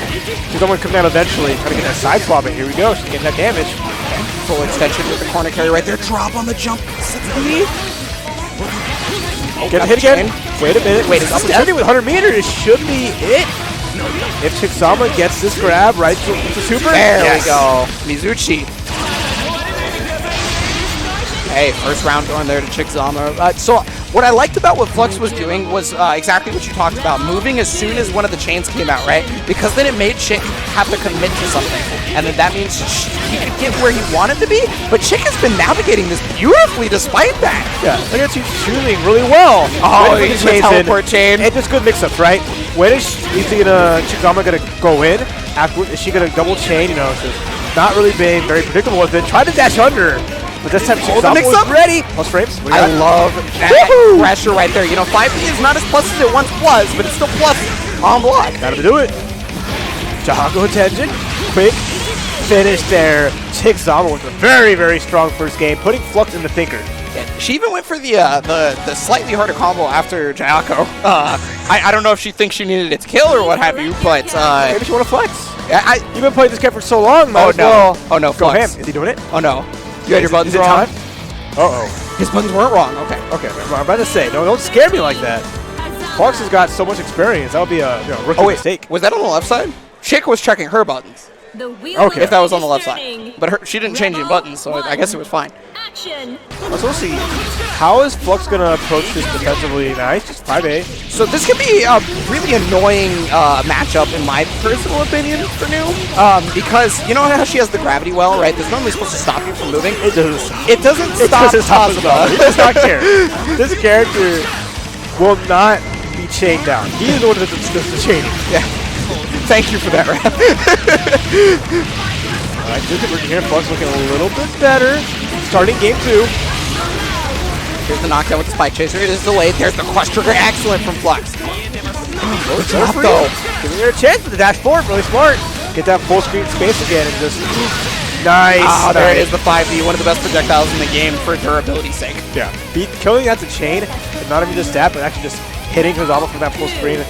You know, making so that Kazama can't just, do it without the impunity. Yeah, you know the funny thing about that 5D is it actually beats a super. Well, I don't know if it still does it, but it did it on release. I can tell you that. throw! I think she knew. Oh, and another one right there. She definitely knows. Oh, just a little bit too close to be able to get the level 2 chain or level 3. I forget which level it counts as.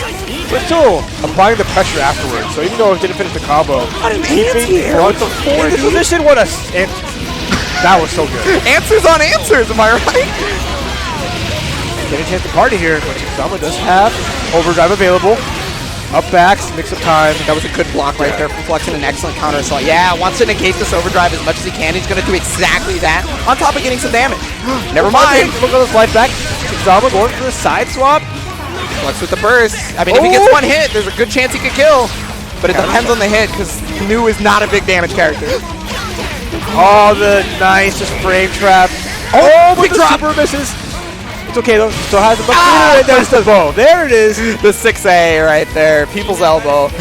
And that one that never changed. That 6A is coming down into Jahaku. I think that move has been the exact same since release. Yep. I used to play Hazuna back in the day on CS1, where that character was ridiculous. But I don't remember it changing any until since then. Oh, good. Look at these 5As happening. Flux is finding these anti-air hits, just not really getting much off of it. it can be really difficult to confirm off that, right? Oh, wait! Oh, we got the There's push-ups. purple throw! That's 10. XII pulling out everything, and there's that beautiful just that slice and dice right to OD, cash out, super. So she's not going to get strong OP, but the thing is, it's kind of like a check situation, right? You're so low, you're going to have to use your burst or something to stop me once I like hit you. Got a couple of hits right there. Here, grab again. Oh, the other side of the I would not have blocked that either. Trying to roll forward, Flux checks it. What is Flux doing here? He's got basically just a sliver of health, trying to keep Zama chains down. Hit the low. What a confirm! Oh, I was gonna say that was a beautiful confirm, but he did end up dropping it. There's the 2A to go under the JA. Chickzama's gonna finish it off right there. Over Flux, moving on. I believe that was winner's bracket. I assume it was. So did really well. 2 games to 0. Chickzama looking very strong there. Yeah. No, that's one hell of a pool. Seeing all these amazing players, going through it. And again, I mentioned at the beginning of the stream that the BlazBlue players are thirsty. They are here to savor these amazing events and keep BBCF going strong in the year 2020. Yeah, and I want to savor, some Uniclair as well. Because we have that coming up very, very soon from Axis Games. They've got the limited collector's edition going on. You guys can pre-order that. It is available for 2/20/20. It's a very easy date to remember, so don't forget about it. www.axisgames.com. People are looking forward to this. Look forward to getting some awesome merch at axelmerch.com. Using that coupon code Frosty for 10% off. Axel FGC, awesome community of gamers coming through. Alicia and all of her gang doing big things for multiple games. So definitely check out their awesome merch and pick yourselves up something to rep their squad. You can always check out a lot of merch and things like that if you're going to Chicago Comic and Entertainment Expo, C2E2. There's going to be the cast of Critical Role right there. They are a proud sponsor of our event. And you guys can grab your badges at C2E220.com/FF. And Chicago's got everything going on. You see the Tekken happening, ChicagoTekken.com, original articles, recaps on tournaments, as well as exclusive Tekken merch. They even got a booth here. Follow them at Chicago Tekken on Twitter, and Swagmaster, their representative in Tekken 7. So they have a really fun community as well. And if you're in Chicagoland area and you want to play Tekken, they're the people to go with. And a long supporter of Chicago and many other things is going to be Arcade Candy Collective. So you guys can check out 10% off by using FF Candy code, which is valid from the 17th to the 25th. You can use the URL right there to get some of that apparel. Yeah, super sick keychains. Love seeing all that. I love seeing the Ready Games. Cash prizes available. Download the Ready Games on the Apple App Store or Google Play now and use that secret code Frosty to get into an exclusive game with a prize pool of $300 dues. And a game that always has strong prize pools despite the fact that people just, are always wondering about it is Skullgirls. You can also download this on the App Store, Google Play, and everything like that for the phone game, or you can just play the nice console fighting game that has been beloved by so many. Thank you, Lab Zero and Autumn Games. And thank you, New Wave Toys, with the really cool little keychain as well as the mini, the little arcade cabinets. So you can get yours, regular size one, right? 1/6 scale mini arcade machine, $99 at newwavetoys.com. So check out their website and pick yourself up some awesome, memorabilia of the days of yore when we used to play arcade games with the buttons straight across from each other and playing on convex buttons on bat tops. Well, in the olden days. Unfortunately, it's not the olden days. It is the new days where we do things a little bit differently. We play on phone games, right? We play on other things like that. And so we've got to show you guys a couple of videos for something related to that probably. Huh? Maybe. Stick around, guys.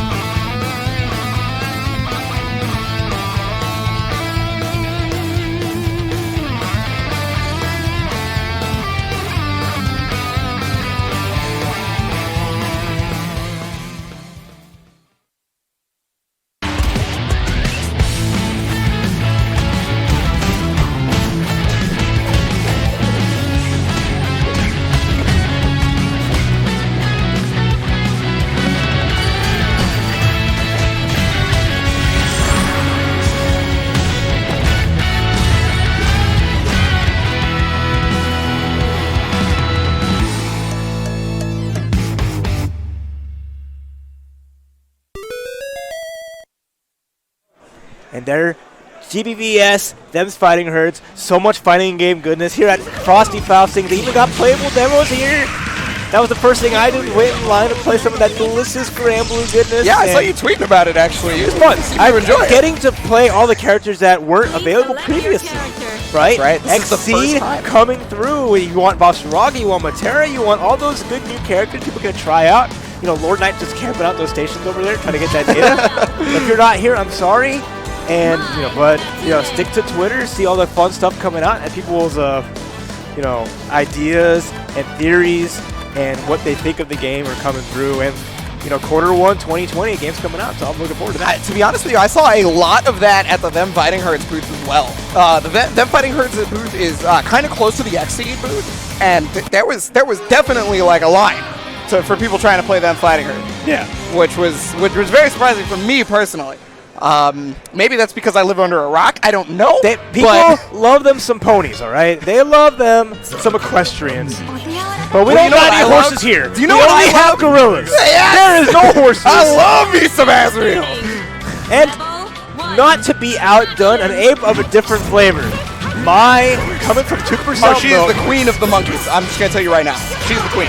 So we're gonna see how, you know, 2% Milk is gonna approach this and move around, because playing a character is gonna be more squaring off against Admiral, whereas with Rachel, who being able to take advantage of like the distance game. Yeah, I feel like mine does a lot better. Not to say that Rachel does poorly against Azrael. Do not get me wrong. It's just that I think that matchup is actually almost even for Azrael and Rachel. Whereas this, I feel like my definitely just beats Azrael. Not like hugely, but you know. Well, you got him in the corner here. As long as they can keep, as 2% can keep this happening. But there's the burst. Good block on the 5D. Yeah, once you do that 3C, you're very committed. Going corner to corner, coast to coast. What's the mix-up here? No, screw your mix-up. I ain't got meter to get out of it. I'm just going to do it because I believe, but never mind. Yeah, that was a big drop on the forward dash right there. So normally when you see an Azrael player forward dash through you, they're probably trying to special cancel right afterwards, and you saw him super jump, right? That tells me he definitely wanted to do his jump cancel attack afterwards. Missed it. Caught him on the fireball, though. He's going to be able to get wall. You see, give me that upper weak point. Oh, fake with the side switch right there. Didn't end up working out for him, though. Nice escape. Oh, got the overhead. Gonna get the wall again. Gonna get that weak point back. That's important here. With all this damage on the table, one more big hit. Can do it, but no, didn't get the momentum. Wanted to carry to get the conversion off the counter hit. Oh, the 60 just barely missing. It was a really good thing that 2% Milk did not press any buttons. Otherwise, they would have extended the hurt box into it. Yeah. I wonder if maybe they were looking for that. Oh, got the Sentinel dump. This is definitely death. Wake up, Sentinel dump, Bojack. I'm like, hey, you know, I'm gonna do it. It's gonna work. If you get Sentinel dump started with an upper weak point, that's 6K if you know the map. Plus double weak point. Ooh, so, Gustav not getting checked. I like that too. Wait, knowing that. It's been a while. Sorry. Nice blocks here. Nice blocks. And catches a back dash. Yeah, that's one of the reasons why I think mine does exceptionally well. She has so many tools to be able to cover both back dash and no back dash. Gonna get the weak point here and the Valiant. He can get double if he wants. All right. Yeah. Getting that weak point here. That very good stuff. The double. Getting down to ankles. Catching. Nice counter hit there. Gonna get the bounce. Gonna add it. Oh, going all in with all the weak points. Interesting. Okay. Cast out everything for 3.3K. So. Will that come? Doesn't actually work either. Oh, caught the Gustav right there. That 3C counter hit from 2% Milk. I spell a dash forward throw in the future. I mean, he's got to watch out for Astral. Wow, that convert was sick! It is. That's gonna beat it. Black Hulk. Stinger. That convert was sick. I'm sorry. I was not ready for the convert from that far away. Bojack was ready, and that's gonna give him that first game against 2% Milk, who takes it back to character select. That's again the strength of 2% Milk. Is he going to go to Rachel, or is he going to go to one of his other pocket characters? Yeah, you're talking about how he has an army of characters, right? Definitely many different choices. Sometimes you go to character select not to actually switch the character, though. Sometimes you go to character select just to kind of breathe, right? I honestly, seeing how 2% Milk plays, a lot of it is just to switch. He's thinking about it. He's considering his obstacle kit, because he went a full lap around that giant, you know, hexagonal maze of characters just plastered there. Hey, it's been 10 plus years of this game. There's gonna be a lot of characters. Like, this game hasn't had its reboot in characters yet. You know, hasn't happened. They haven't refreshed it. There was like was there only like 10 characters when CT That came out or was something like a that? small wheel. Yeah, it was We all very remember small the amount of little characters. wheel, but they filled that wheel up and blew it up immensely. They so just blew up the they just pictures. keep putting people in there. All right. Yeah, here we go. Game number 2 right now. 2% Milk trying to, stay the winners. Nice air and block. That was an OS right there, by the way. Watch your ankles, though. Or at least Big it should have been. Overhead. Too far away, though. Did Yeah. again. 2B afterwards. Nobody can confirm that from there. Literally not. Oh, God! You can get a crouching confirm right there, but maybe it was a little too hard. It's not exactly an easy combo. It is a link. Right to DP. And then, Classic. My favorite. Cross My umbrella. favorite. Just react. Just huh. Just react. Match point here for Bojack. Extremely good reaction. Counting everything out super well. Okay. Oh, so the combo he was going for right there was to get Valiant plus the weak point. But the thing is, when you're too close to the corner, you can't actually get that combo. So I think he recognized that and stopped. That's looking really good. Another counter hit. Okay, that was really weird. Awkward hit. Okay, he's got RC. Wow. He is a great tool in this matchup. What a clash! Great for 2% Milk. 2% Milk's biggest chance here. That was a huge wake drop. up DP. One more hit's gonna do it. Oh, that was cross up Growler. I know a cross up Growler when I've seen one. Great RC right there for 2%. He's trying to stay alive using the Anti works. Oh, Overhead! What can you do here? 2% Milk with a sliver of health.